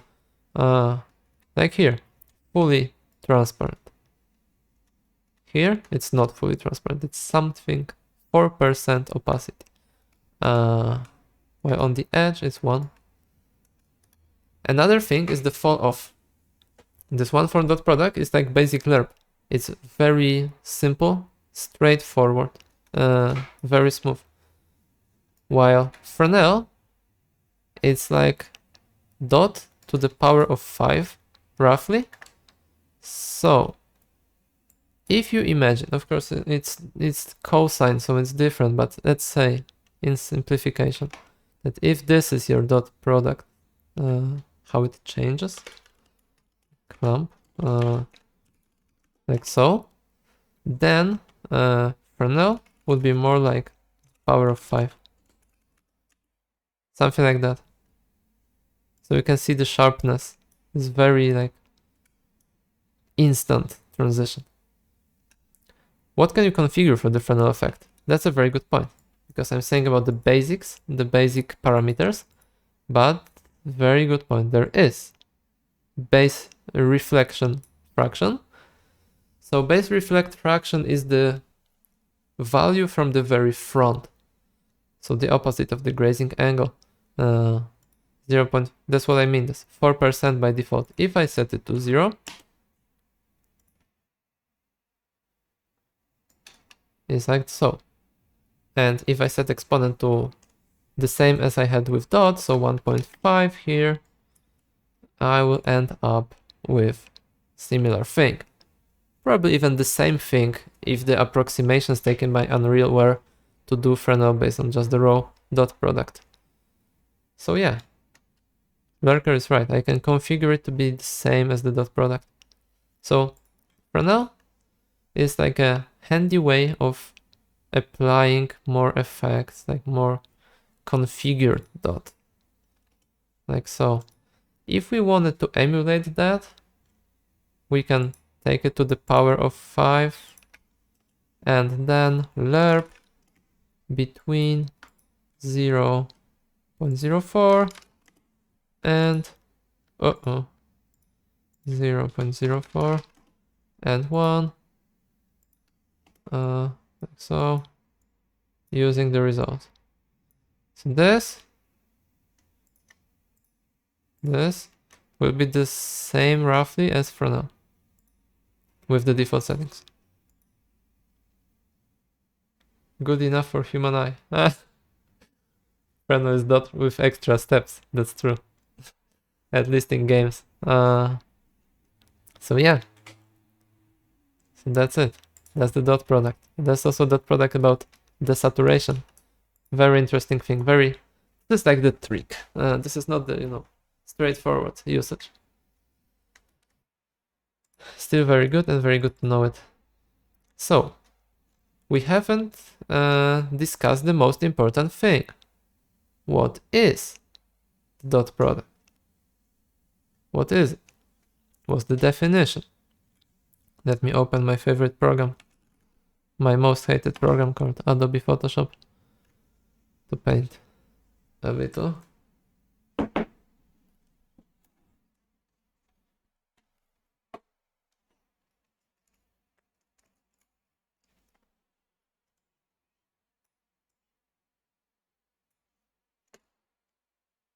Okay. New.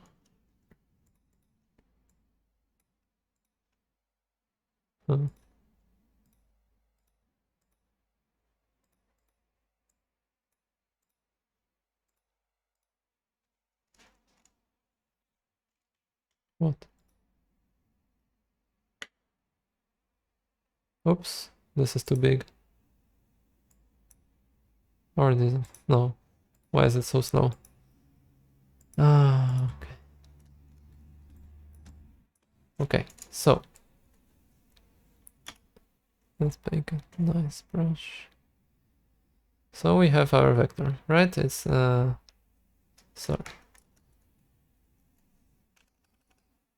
It's x, it's y, and it's z. And let's say that this is vector 1. We have we have another vector Hey, Photoshop, come on. With another one. Let's call it, this will be... Have you seen what I have done? I've just used AI-based deletion method, content aware, to just remove a flat color. Wow.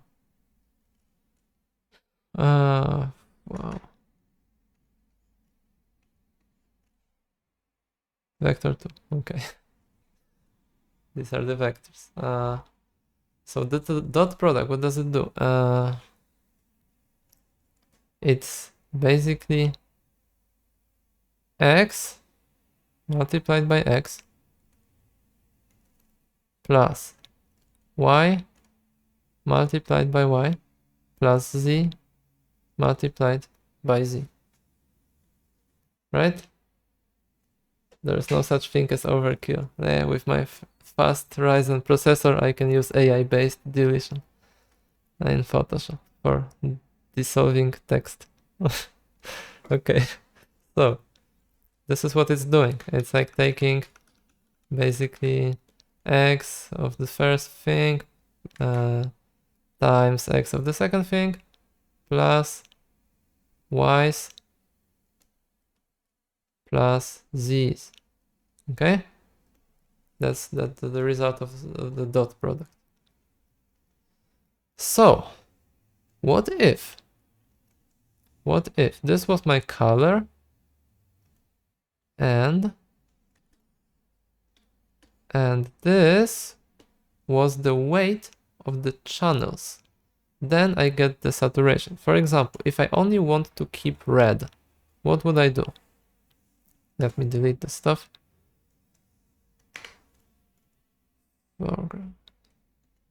No.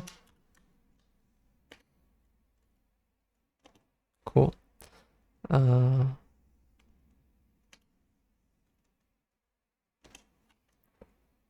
Okay. So if I only want to keep red, what I would do is I'd set the first component to 1 and the others to zeros. Like so. 0. Then what I get is x times 1 plus y times 0 plus z times 0. So basically only my red channel will be preserved, the others will be multiplied by 0, so whatever was in them, whatever content, always 0, right? They don't matter. The only thing is the actual red channel that I had. X you can think of like RGB, right? So this is one way of grayscaling a thing. So this is not ideal. This is good enough. We can try it Unreal, but I show you why it's not Unreal. Ideal. So let's say we have a texture. Let's put it here.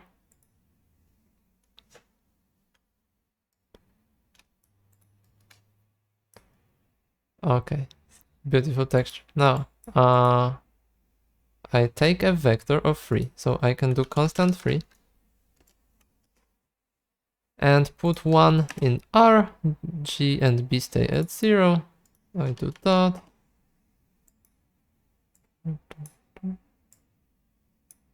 Okay, the result will be grayscale, but observe what's happening. We have green places here, we have blue places here, and some red.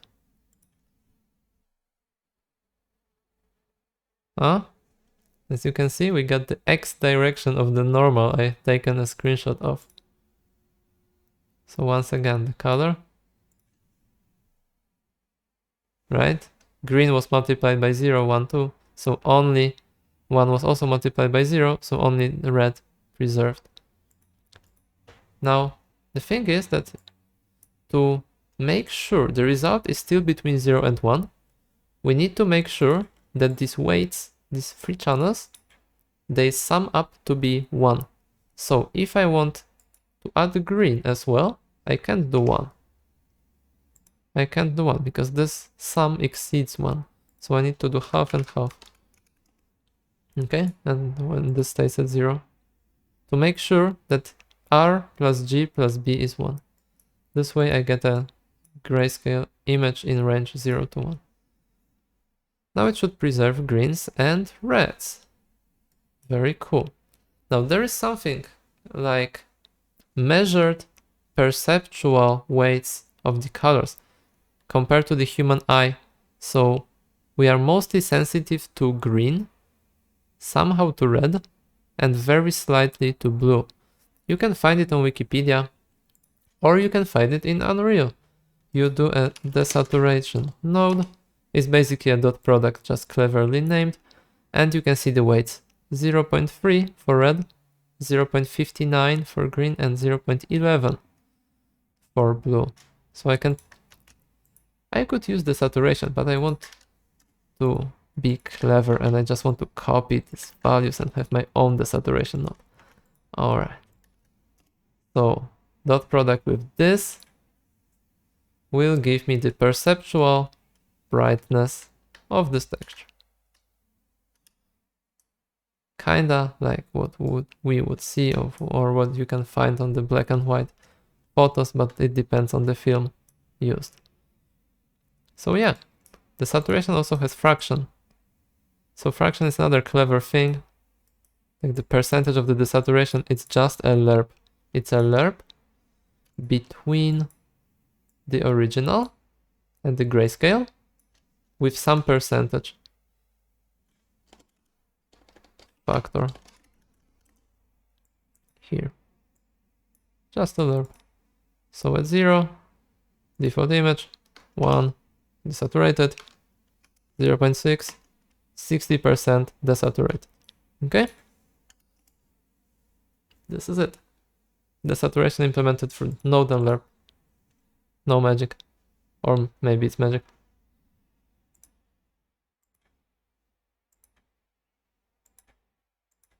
Okay, any questions, guys? How are you feeling? How are you doing? Is there something that you can think you can find use of? Or maybe something not covered yet?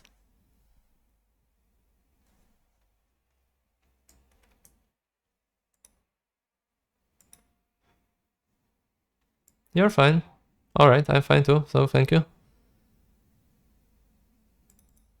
Let's go to Sine. Have you covered Sine already? No, just teased. Tyrus GG says, always nice to see the magic uncovered. I think so too. I think so too. Definitely. I've show you one thing quickly, totally off topic. Totally off topic, but it's maybe nice to have a small break. So for 1 minute, let's launch Houdini. This is just the tip of the iceberg. That's true. That's true. Once you have this power in your hands, you can't stop. And you no longer need tools. You stop paying for tools because you can make your own. Sometimes. Okay, is my Houdini launching? I don't know. Come on. Just launch.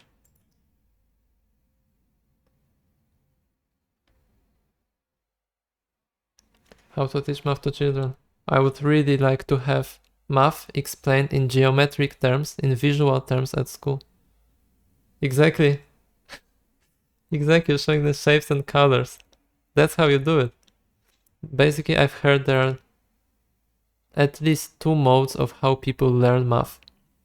There are the ones who have intuition through geometry, shapes and areas. And they are those who have intuition through abstract terms. Both are valid.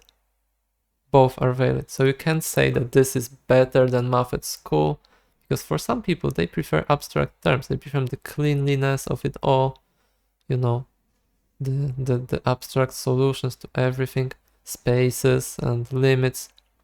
While others, they could really benefit from maths through geometry. Oh wait, something's wrong with my license of Houdini. What's wrong?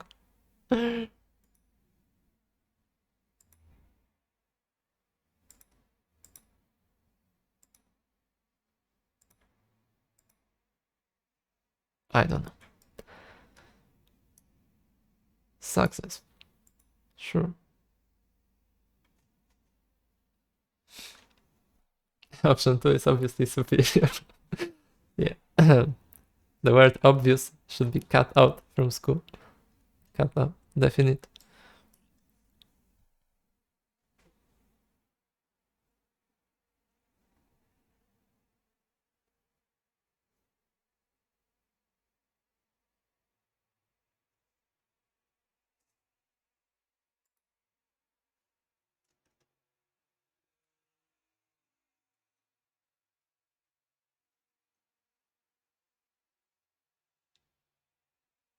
Yay, we have our Houdini. Awesome. So, when saying about that,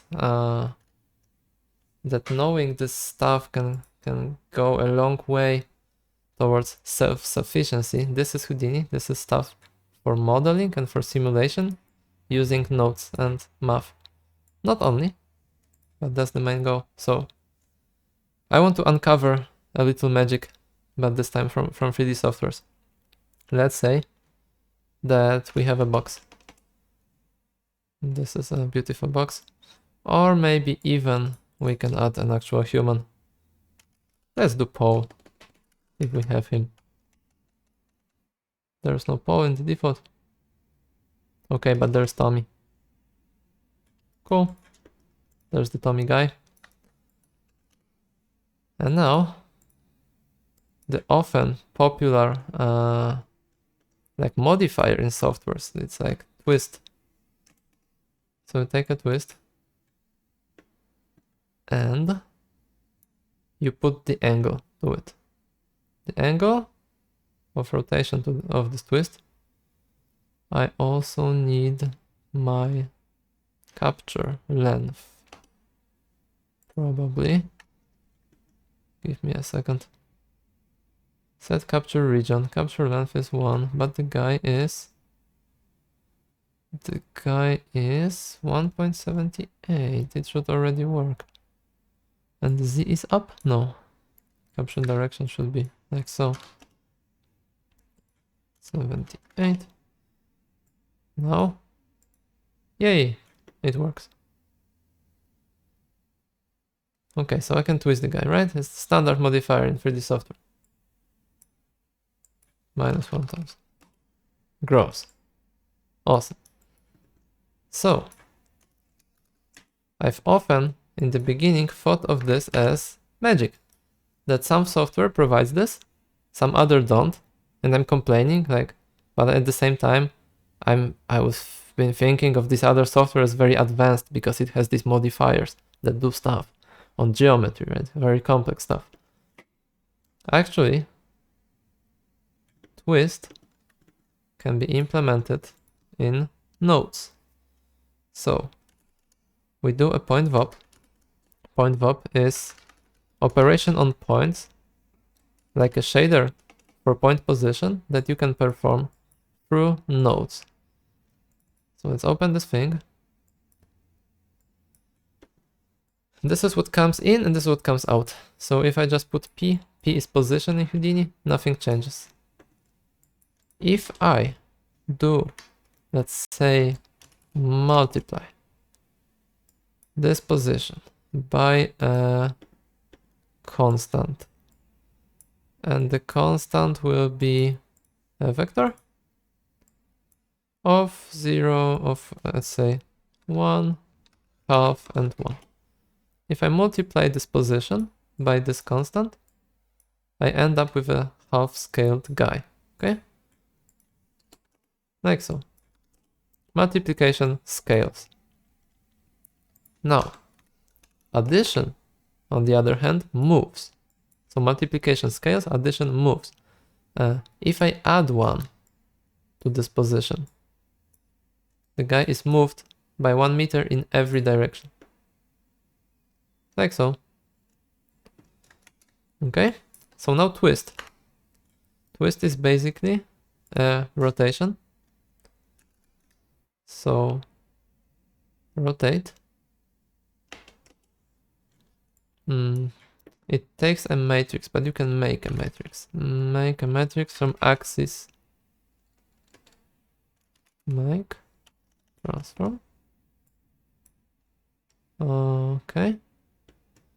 Yeah.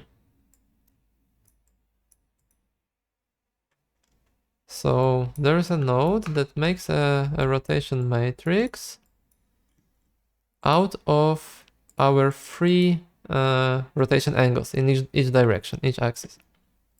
So I can split that by make, by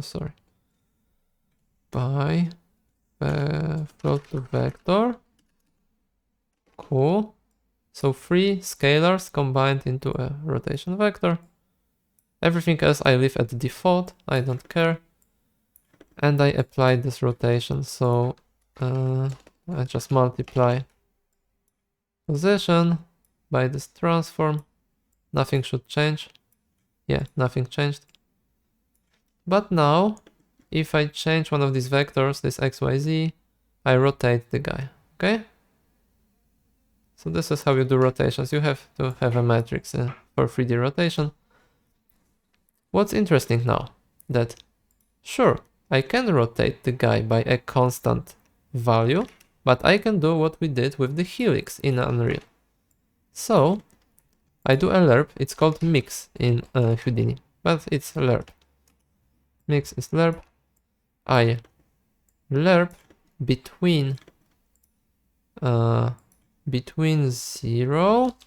and 360 degrees or 180 degrees. Now I have a constant bias, constant factor, so it's doing nothing. But let me do what we did with the helix. Basically take, break this to floats, break it down to floats, and use the direction Y, which is up in Houdini, to control that. So remap range is called fit in Houdini, but this is remapping. This thing is remap. I take Y and I set that from 0 to 178, which is the guy's height. I want a mask from 0 to 1. I put it as the factor called bias in Houdini, and I have my twist. That's it.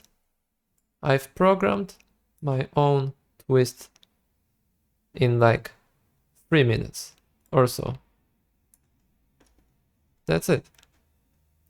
A remap, a lerp, and put it into rotation, rotate, we're done.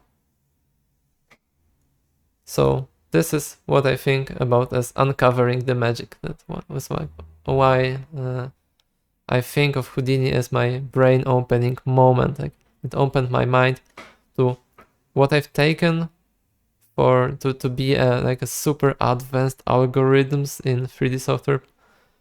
A lot of them turned out to be just a simple math, couple of, operations. So back to Unreal. After this little break, there's Sine. Sine is doing that. You give it something, it gives you a value between -1 and 1. Go back to our favorite graph toy. When we have x going into infinity, and you do sine of x, you get this thing. You get a wave into infinity. Now, to make this more like cramped, you take this x and multiply it by 2, by 4, by 5. So not the result of sine, the x going into sine. If you want to move, is the same as we just explained in Houdini. Multiplication is scaling. Addition is moving. So remember this and you're good to go with every function possible. When we multiply, we're scaling. When we're adding, we're moving. Like so. Okay? So you multiply and add to your x and take a sine out of it. You're good to go. So to use it in Blueprint is extremely straightforward. Do I have it here? If I don't, it doesn't matter. Maybe I have it in...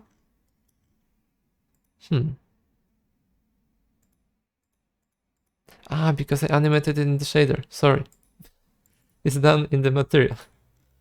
Let me select this thing. This thing. Yeah. I didn't do it in Blueprint. I did it all in word position offset in the material. This is it, bouncing. And how I did it is basically... I've taken the instance position. This is my custom node, but it's quite easy inside. It's taken instance position, multiplying it by my frequency of the sine, the scaling factor. It's adding time. It's adding time to move this. And then it's multiplying it, the result of the sine, by the height I want. So this is it. To use sine is just a node sine. The same with cosine, it's just cosine. They are complementary to sine. So a lot of math is like that.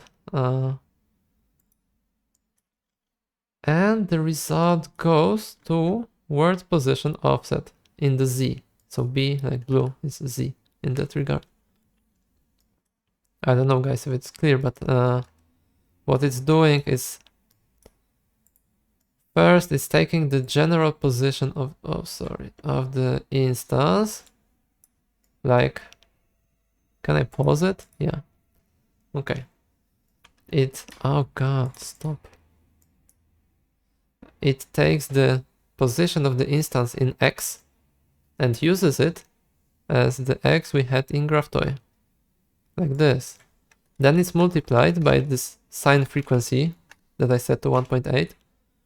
And then what's added is not a constant value. What's added is time.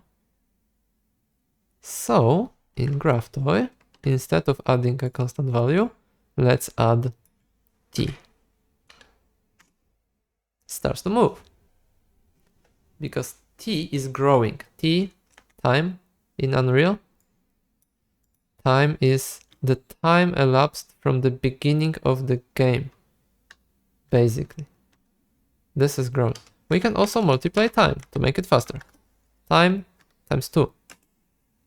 Time times 14. Okay? This is it. So adding time to something can make it move. And this is what happens here. So basically I take a position of the instance, I remap it to a useful range, I add time to it, and then put it through sine. Yeah, when this will be released as a standalone tutorials on my website at some point, I will definitely let you know on stream. Then I will also provide the project files. So you'll be able to dive into that. But in general, if you want to take a screenshot, that's the thing. Yeah, it's taking... Oh, let me make it more concise. Like so. Okay.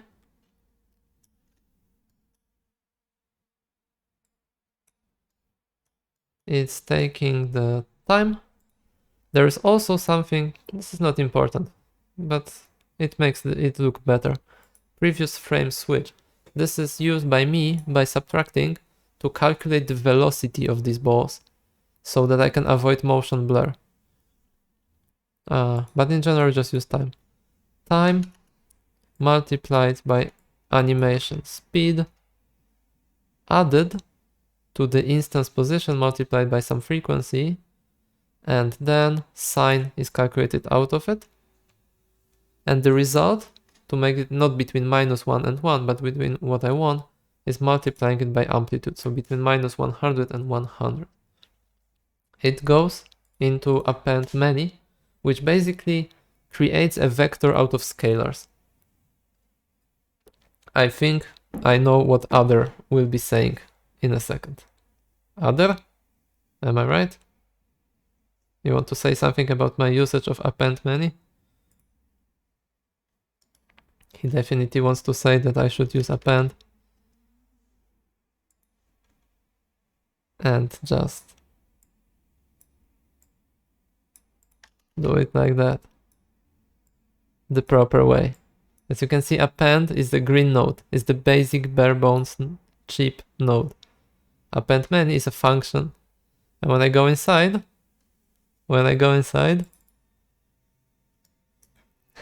that's what it's doing.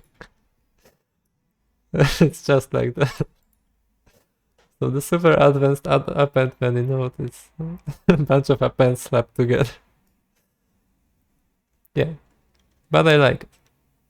I like that it's red and I don't have to create. There's also vertex interpolator node. I won't explain right now too much, but just know that some things can be calculated for vertices instead of per pixel. It's very useful. If you just want to move stuff, yeah, Bart is saying that as long as it speeds up your work, it's good. And it definitely does. Because instead of doing this append, and I just want to use append many and just slap it and be good to go. Yeah, vertex interpolator, it's doing things that are before it will be done per vertex instead of per pixel. So we're just moving vertices, so it's very good. It's very good for us. In terms of instanced static mesh, this cheap instancing on the GPU that I mentioned, it's even better. It's doing stuff per instance, per the object center, instead of per vertex. Super cheap. So I can calculate the mask very quickly, because what I need is just the center of the object. I don't need anything else per pixel specifically, right? If you're doing normal maps or something, you would like to avoid this. But for vertex-based stuff, very useful. Especially if you have much fewer vertices than you have pixels. It just speeds up things. Others saying that sometimes at some point he saw a function that consisted of single node inside. I can believe that. Basically, when you see a function and it looks simple, always look inside. Always look inside. Let me show you rotate by word axis cheap. It's called cheap. So it has to be cheap, right? You go inside. This is not. Yeah. So be cautious and don't believe this word cheap, especially in Unreal. So this is our basic Sine behavior. This is also sculpted with Sine. Let me open this. This time in Blueprint. So what's going on here? How to use Sine in Blueprint? Right click and Sine. Either degrees or radians. That's it. The end. Not exactly. Not exactly. When you have Sine in materials, you will be able to see that it has a period of 1. And this is very strange. This is very strange because in GraphToy, let's put something like, I don't know. Wait a second. Let's do X. And then sine of X. Actually, I don't know if you can see the values, how I can visualize that, but maybe I can do. Okay, let's do something like that. Do we have pi here? We do. Awesome. So I will do 1. Wait. If x is bigger than pi,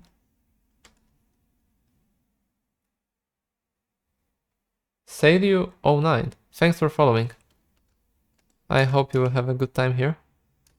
So let's do it like that. I will explain in a second. It doesn't matter, it's just a visualization thing. It's a helper. It doesn't work. Why? I know why. Still nothing. Damn it. Let's do step of this and one. Oh, not good.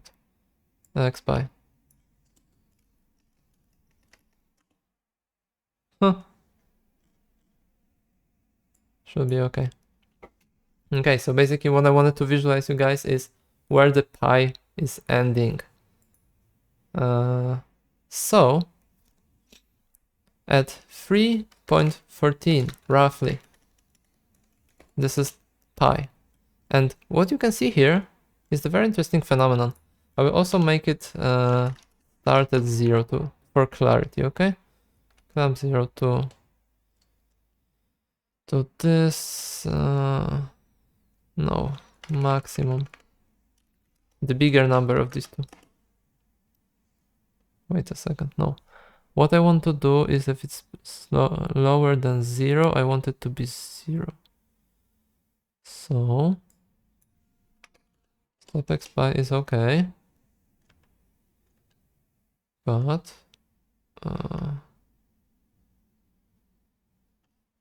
hold on a second. Help me out, guys. If it's lower than 0, it should be 0, otherwise it should be what it is. Maybe another step.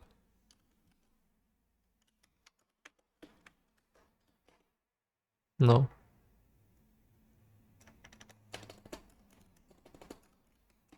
Yes. Perfect.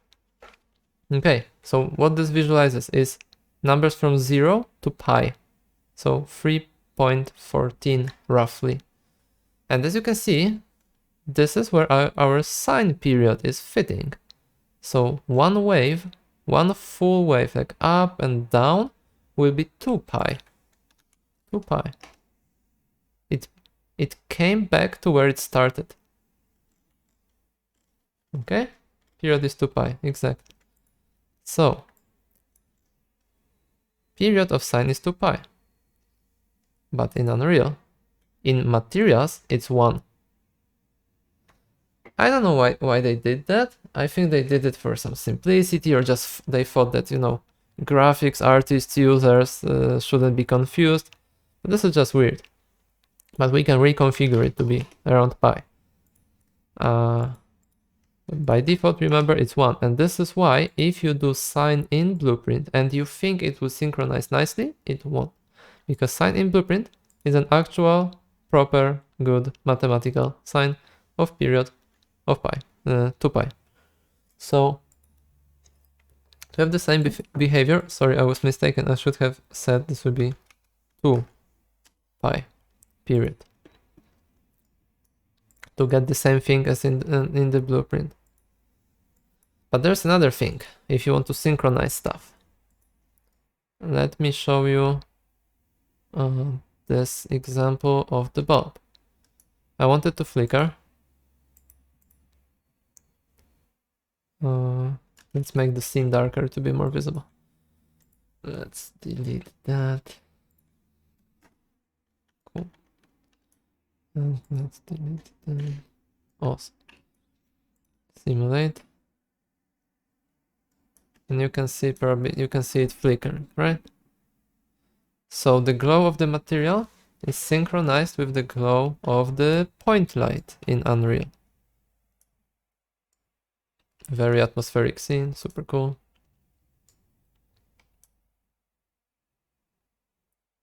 Yeah. So, how to do that? How to do that? You can't just use the same time in Blueprint and in materials. One thing is that we have something like time dilation, pausing, but it's also handled by materials. But the main thing is that if you open Blueprint, if you open Blueprint and you have event tick is that something happens every frame. So on event tick, if I take my time, get time seconds. And what it says? Give me a moment. Get time seconds. It says that it returns time in seconds since world was brought up for play, adjusted by time dilation, and is stopped when game pauses. Awesome. But it already means that time in materials would be something else, because we can't be sure that materials don't care when the world was brought up for play. They just take some, I think, from experience. Maybe I'm mistaken, but I think they just take some system or global time. So this can be a potential cause, I'm not sure, but potential cause for discrepancy between those. So what you want to do is you want to send the parameter to the material. There is a global clock in Unreal, and this is what Blueprint is doing. So in get time seconds, it says, since word was brought up for play, adjusted by time dilation, and is stopped when game pauses. But in material, let me open material.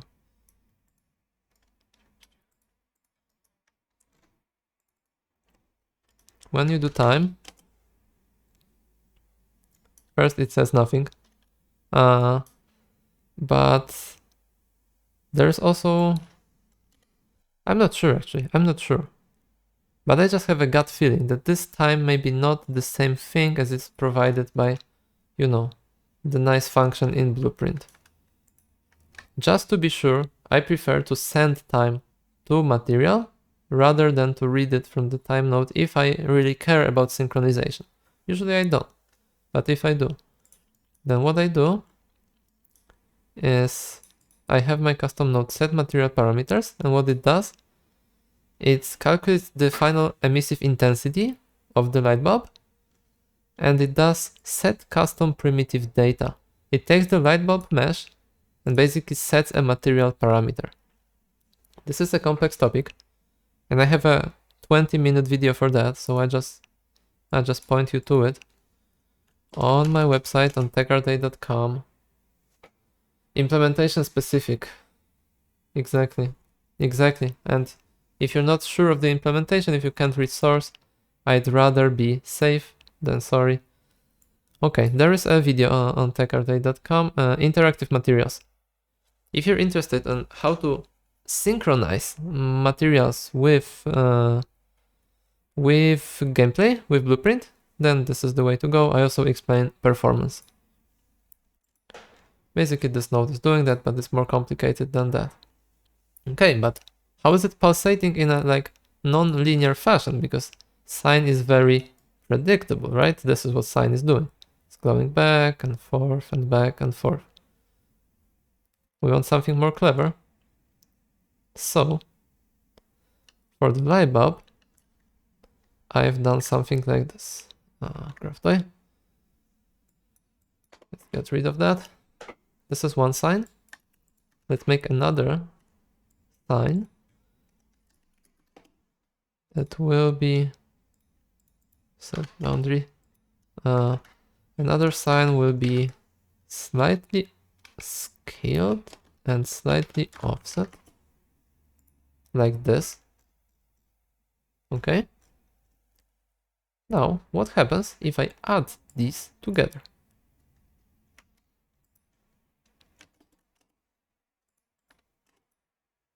When I add these together, their height, their amplitude is combined. Like so. So it's already something better. Repetitive, but better. Now it's all the matter of tweaking these values to have what we think of like randomness, because humans have we have our own perception of randomness, what's random, what's not. Something close to pi should be okay. You have to experiment, but in general. Or we can make one of them much wider than the other, like so. You can also add multiple sines, but don't go overboard with this because they can be quite heavy. Not every operation on the GPU is the same cost. They're very different. Multiplication is simple. Sine is like 8 multiplications. Sine is not good backend for pseudo-randomness, says Lerp. Fair point, but how would you approach it then? I know it's very like it can end up badly, very repetitive. Let's scale them a little. Okay, let's make this one stronger and another one more frequent but less strong. And we end up with something like that, a jittered plot based out of 2 sines. So Lerp says it depends on what you want to do, that pseudo random number generation is usually bit shifting, bad for the GPU. Actually, I've seen some bit shifting in the production code, especially for good quality white noise. The problem on mobile platforms and Switch. On Switch is very hard to do bit shifted random generation. But yeah, on modern desktop GPUs and laptops, perfectly fine. Perfectly fine.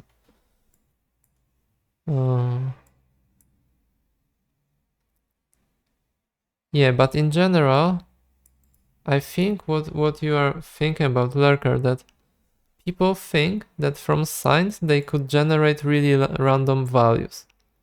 Like for example, the logic, float logic, goes like that. If I make it dense enough, then do I get a fully random number? If I take it to 1000 and this 2, is it random? As you can see, not quite. Not quite. No matter how dense it is, not quite random. Actually, it's quite bad. But people think that if they make sine dense enough, they achieve randomness. No, that's a bad way of doing white noise. Bit shifting then comes into play. Or something clever and actually computed like Perlin noise, value noise. Let me quickly show you. White noise, what I mean by white noise is basically this standard television static. Every pixel completely unrelated to another. Total noise. Total noise. Okay? Useful for some things, but not too much for graphics. For graphics, you want to have value noise often. Value noise is what you have, like, it's called clouds in Photoshop. This is value noise. Smoother, predictable, and nice for basic terrain generation because it's like it has this property that you want, that it has this low frequency changes but not predictable, and you have this this high frequency but subtler additional layers of noise. It's like noise on top of noise. It's called octaves. You have it in Unreal actually. You can have it. Let me open the material. The material. Oh god. Okay, this is the material. Real time. And to apply noise, you use noise. Vector noise or noise. Whatever. One is color, another is grayscale. And you have a couple of choices. The choices are the method used. Simplex, gradient, fast gradient, value. So this is the value noise I mentioned, but take a look at the tooltips. they are super heavy, like super heavy. Fast gradient is quite cheap, 16 instructions, but with a caveat, one texture lookup. And this is very repetitive noise. Value is the best. Actually, no, simplex is the best. But this is 118 instructions per level. So every octave of this more detail and more detail, there is another cost to it. So how many levels you choose, the cost increases. Let's start with 2. Let's put it into emissive value.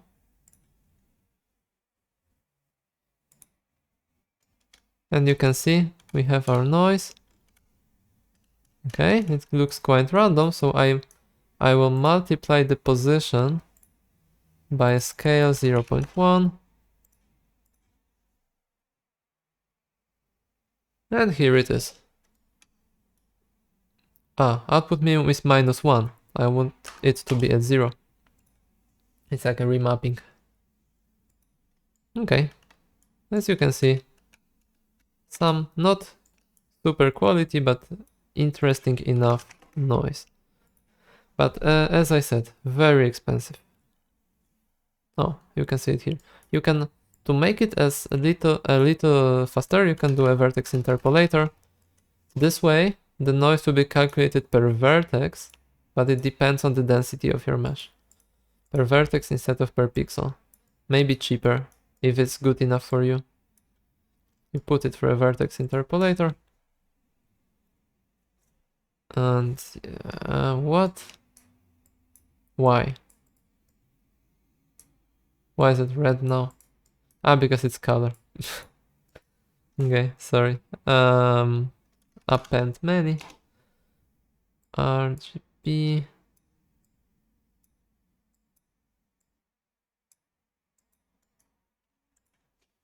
Yeah. We have our noise. This is per vertex. As many vertices we have, but much faster. And this is per pixel. Okay, finer detail, but expensive. Okay, so this is about noise and how to have a more interesting flicker. Lerp says that there are many noises, but usually they are based on pseudo-random number generation plus post-processing, smoothing the sine, calculating distance, averaging. Very interesting topic. I would like to hear from you about it at some point. I've actually been only the user of noises. I've never created my own. I've never implemented Perlin. I just used what they give me. I try to learn about their properties, but I don't know how to write it from scratch.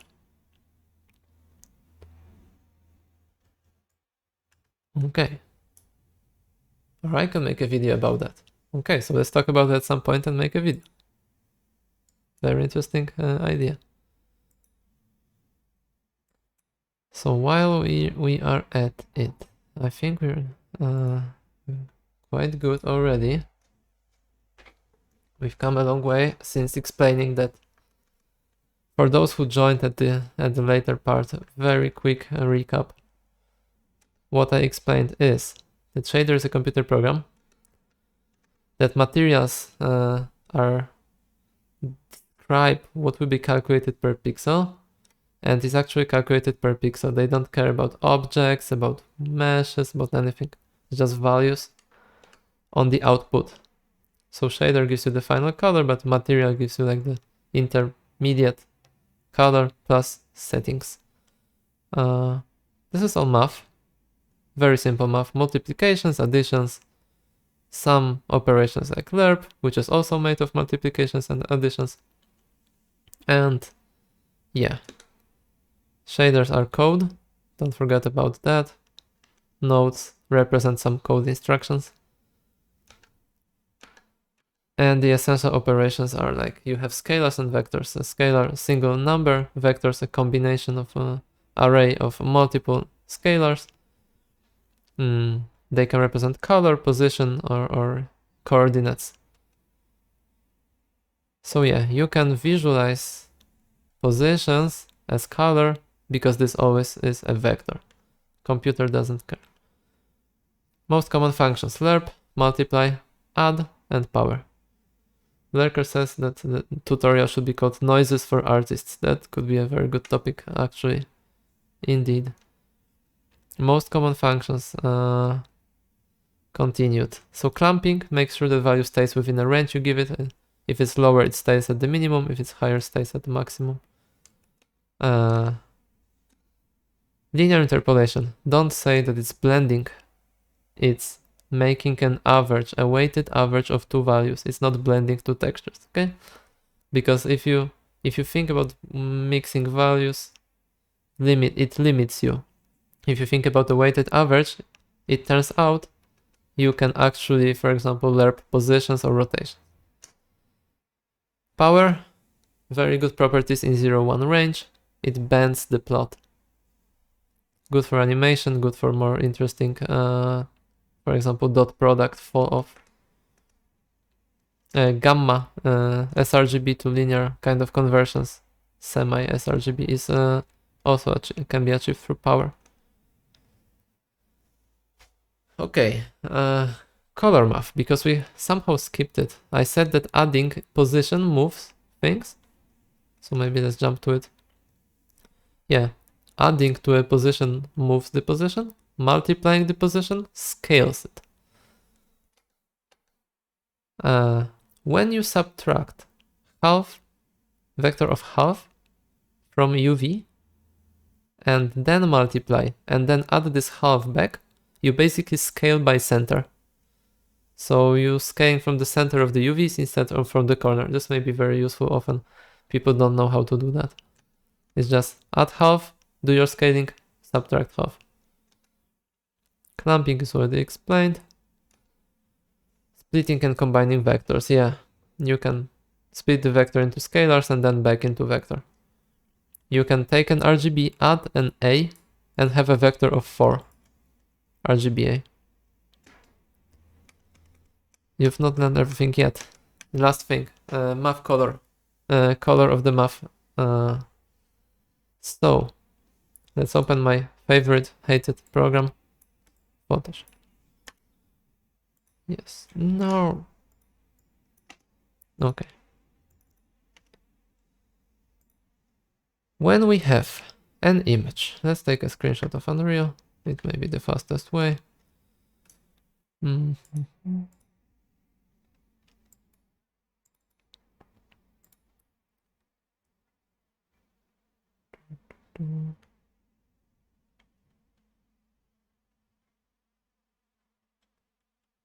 It's loading. Cool.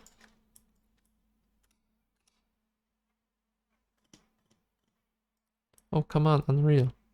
Don't compile goddamn shaders.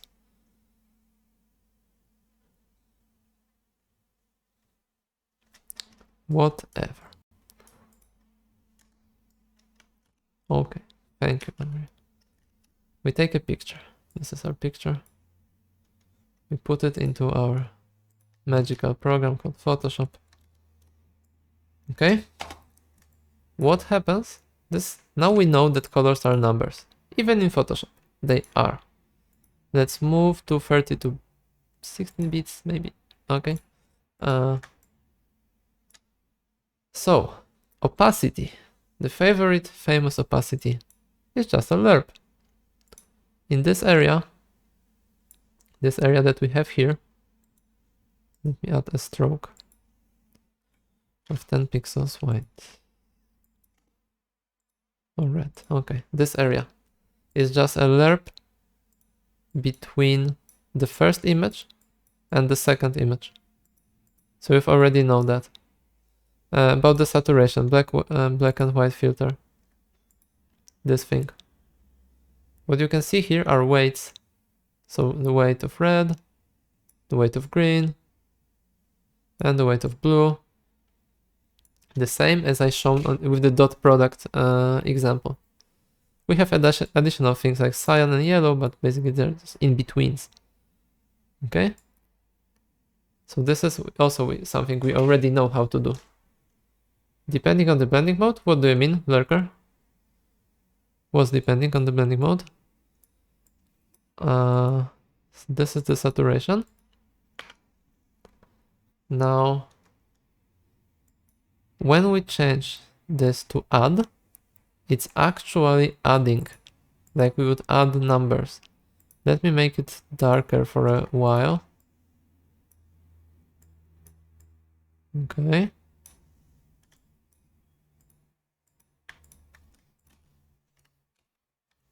So, when we select the blending mode add, it really totally adds these two numbers together.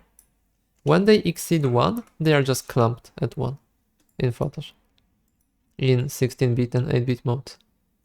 So yeah, we have the image number 1, image number 2, and now they are added together. So adding stuff in 0 to 1 range makes it brighter, bigger, like so. So this is add, and this is why it's called add. How opacity works depends on the layer blending mode. Oh, that's interesting. I thought they're just doing stuff and then lerping. Good to know. Thanks. So this is add, and we can visualize it also in graph toy. Basically, we have our sine of x. We have our another sine of x, but moved. And we add them together. We add them, sorry, that's scaled. And we just add them together. This is add, okay? Subtract, as you can imagine, the opposite way. Multiply. What multiply is doing?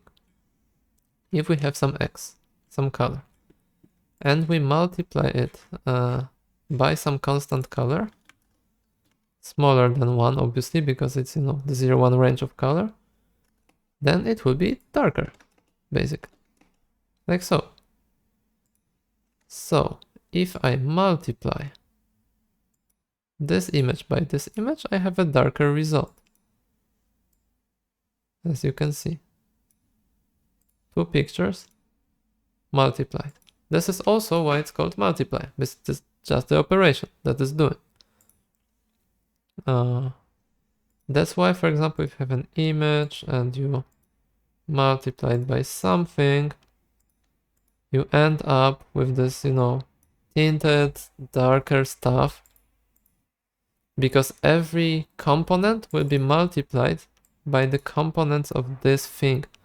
Here it says 255, but as you can see in Unreal, you should think of color as 0 to 1 in the linear range. Wait a second, where's some color? Maybe here. When you have a color,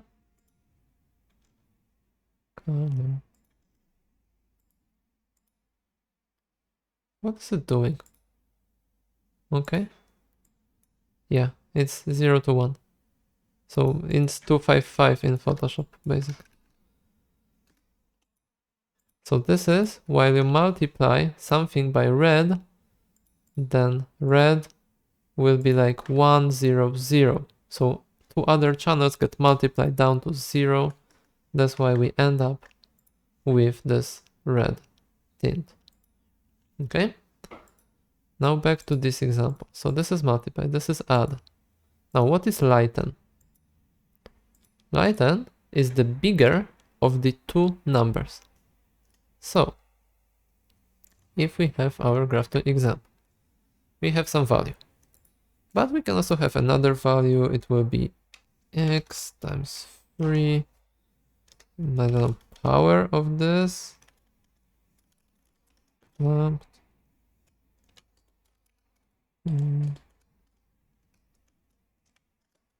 Let's say,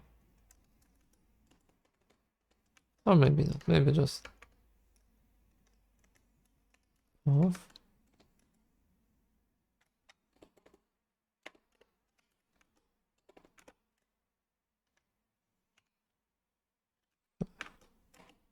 Let's say we have a function like that and a function like like this. Okay. Now the lighten in Photoshop would take the bigger of these two numbers at any given point. So the maximum of this and of that. Maximum of these two things. Let me move it to another graph for clarity. This, that, and the maximum of those two. This is the plot. So we have this thing, that thing. So in this place, the orange is bigger. Since that moment, the yellow is bigger. So the result, and then the orange is bigger again. So the result is that thing.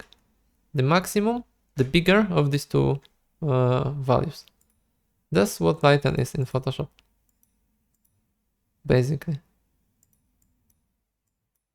If I made this darker, like so, you can see it vanishes from existence. But if I make it brighter, it starts to dominate in certain areas, like here. Because these pixels of this new thing are brighter than the old thing, but here they are not. So lighten picks the single winner of these two values. Okay, so yeah, that's it. With these things, we have a lot of useful maths already. Lot of them for color. If you want to take a shortcut or just experiment before you are sure, there is no shame in using built-in functions, especially when experimenting. But why is it so slow? You right-click and do blends. Here you have modes from Photoshop implemented by Unreal Engine developers. Blend lighten. But honestly, blend lighten doesn't make much sense because it's the same thing as just max. I'm actually interested on what they put there inside, so let us take a look. But from what I know, lighten is just max. It's custom. Max, value 1, value 2. Yeah. So that's just it. That's just max. These two things are the same thing. Okay, so back to our presentation. Add is brightened. Multiply is darkened. And guys, we've reached the end. We're good to go. You've learned everything. Congratulations. For whoever who stayed until this point, you are just absolute knowledge right now. I don't know why they did it in custom. Okay, so now once you've learned everything, you can go do your games, and I'd be super happy if you guys share either through Twitter or through YouTube or through chat next time. What have you achieved using the newly possessed knowledge?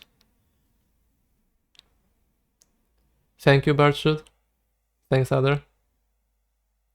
Famesaro, I'm super glad that you liked that.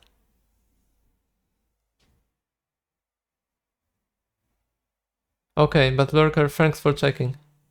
And thanks for all the useful comments during the stream, really.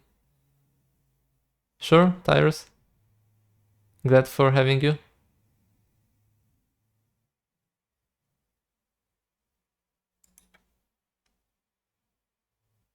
Looking forward to the next one, thank you. Good to know. If you guys have any topics you want covered, or you can prepare something, some questions. In the meantime, there's always some time, there's always some break that we can do. Yes, I will upload this video tomorrow, or actually after this period on Twitch, 24 hours, into YouTube. So when you visit techartate.com, it will be visible as the new tile.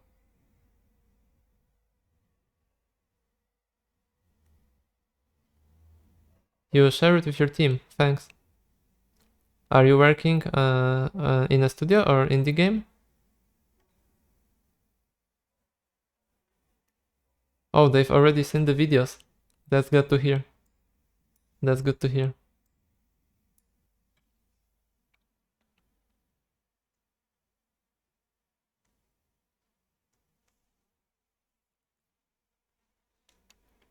In general, are you guys working on your own games and wanted to learn like another, let's say, specialty, or are you already working on art or tech art and wanted to like deepen the knowledge?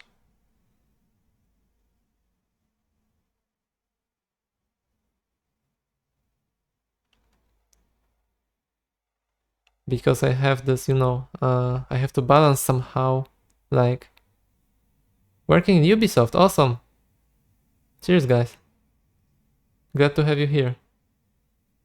I'm trying to, have this balance between explaining the very basics, which I think are important, especially on Twitch, and going deep into stuff like I did. Guys are interested in tech art. That's also reassuring. I think that that this stuff, knowing this stuff, even if you don't plan to do it, it like expands your mind. Thanks for sharing.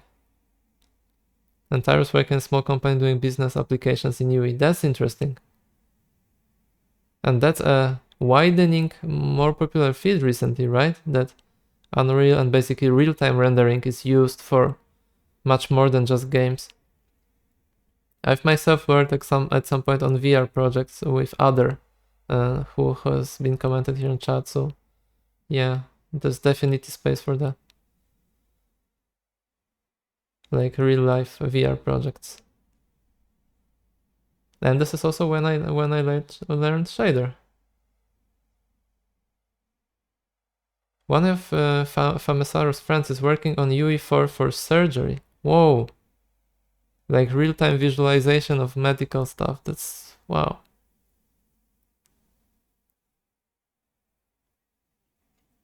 That means that you can really rely on that, and that this is important. This is important work. I actually remember from the VR projects we've been doing with our team that basically there's a different set of constraints. Some things don't matter as much.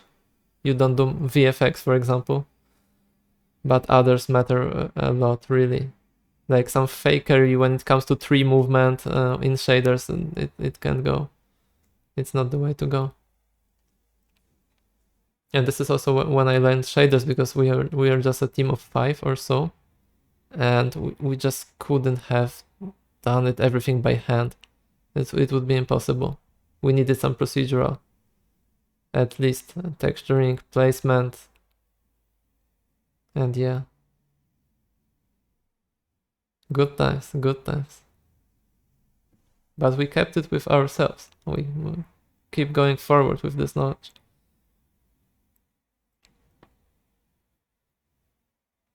It was interesting in the sense that if you have 5 people but not working in a, let's say, games are super expansive, they have the worlds.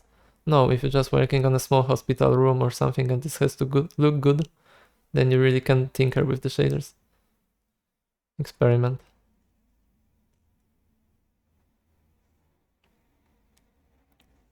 I wonder what people who just joined the stream will think of this slide. Maybe they think that we are crazy. But I don't care. I think you've learned everything. Because if you know multiply, add, clamp, you've learned everything. Like you can do your own tools. As I shown in Houdini, you can do twist and bend. That some people at Autodesk were paid for doing it in 3ds Max. You can do it yourself in 5 minutes or 5 seconds. Bart Shoot is interested in environment art, but knowing that math stuff really gives a lot of options. True. I'm glad to hear that. I really think so. I've myself started as an environment artist for a couple of years and slowly moved toward technical duties. Also with we're working on a game that you have a tunnel racing. So these tunnels were pain to make. There was huge, and there was a couple of artists. It was impossible for the racing game to make tracks. So I ended up learning Python, thanks to my boss at the time, who allowed me 1 month of trial period on me learning Python. That maybe we can spawn these in Blender and combine them automatically, because these tracks modules had a similar endings. So it was possible to just script around some shrink warp modifier. Oh, you've also worked on a tunnel game, or just you mean that the last game was a nightmare?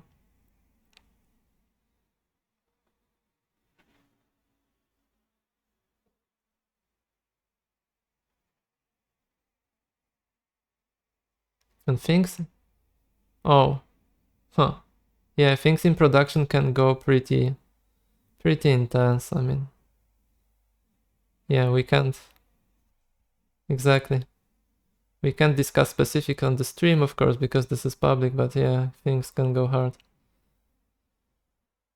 Especially when you have a lot of stuff to do and you don't have any procedural, like, I don't know, toolkit or knowledge. Often once you master some procedural techniques or some basic maths, and you know where to look for in your engine, then you're much less dependent on, let's say, a programmer making you a feature. Often a feature is just a couple of functions, couple of nodes. That's what you need. For example, I don't know, you need an initial terrain, and the developers say that they can give you terrain generation, but it's 6 months from now, and until that you can have to wait. It's like, whoa, you can sculpt it because it would be like a ton of work and impossible to do. At the same time, you have to wait 6 months. So if you know how to apply Perlin noise, you're good to go. You just open up Substance Designer, put up some noise, and basically recreate the same math in your engine. You have the first working initial terrain landscape.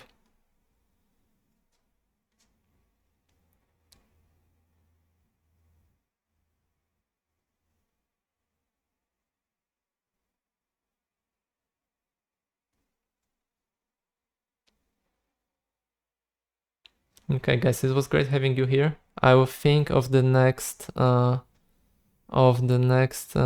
topics, because I think we should repeat a slight part of it just for the newcomers, but of course they can rewatch it later on YouTube, but just, to cover the same base. But in general, I have a lot of topics that I had from my YouTube tutorials, which wasn't covered because I didn't know how to attack them. They were too complex or too chaotic for a concise tutorial video. So I think we may explore that.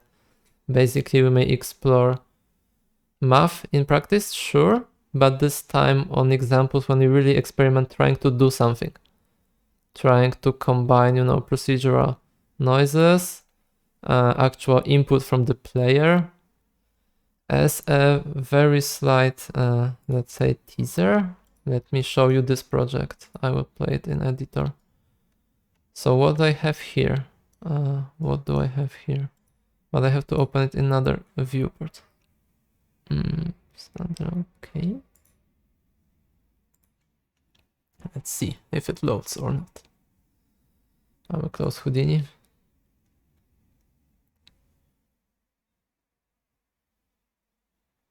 Okay, it's not slightly too big, but you can see the screen. So what this project is about is basically, do you recognize the sine-based terrain? Now here, I pull the lever. This is also on YouTube, by the way. I pull the lever, and the cables began to glow, and the windows are opening up, like so. And there is also this noise going. This is texture-based noise, actually. And here I have the middle lever that opens the gate and also brightens up the columns accordingly. Okay? So this is totally combining blueprint and materials. And I'd be interested in exploring stuff like that with you guys on the stream once we all know the basics. and we're on the same page. There will be some returning to basics, sure, but in general, how to do something like that? How to even approach it? What's optimal? Like, what's the frame rate? When I do stat FPS, you can see it, but it's 60 FPS right now. It can be better, I think.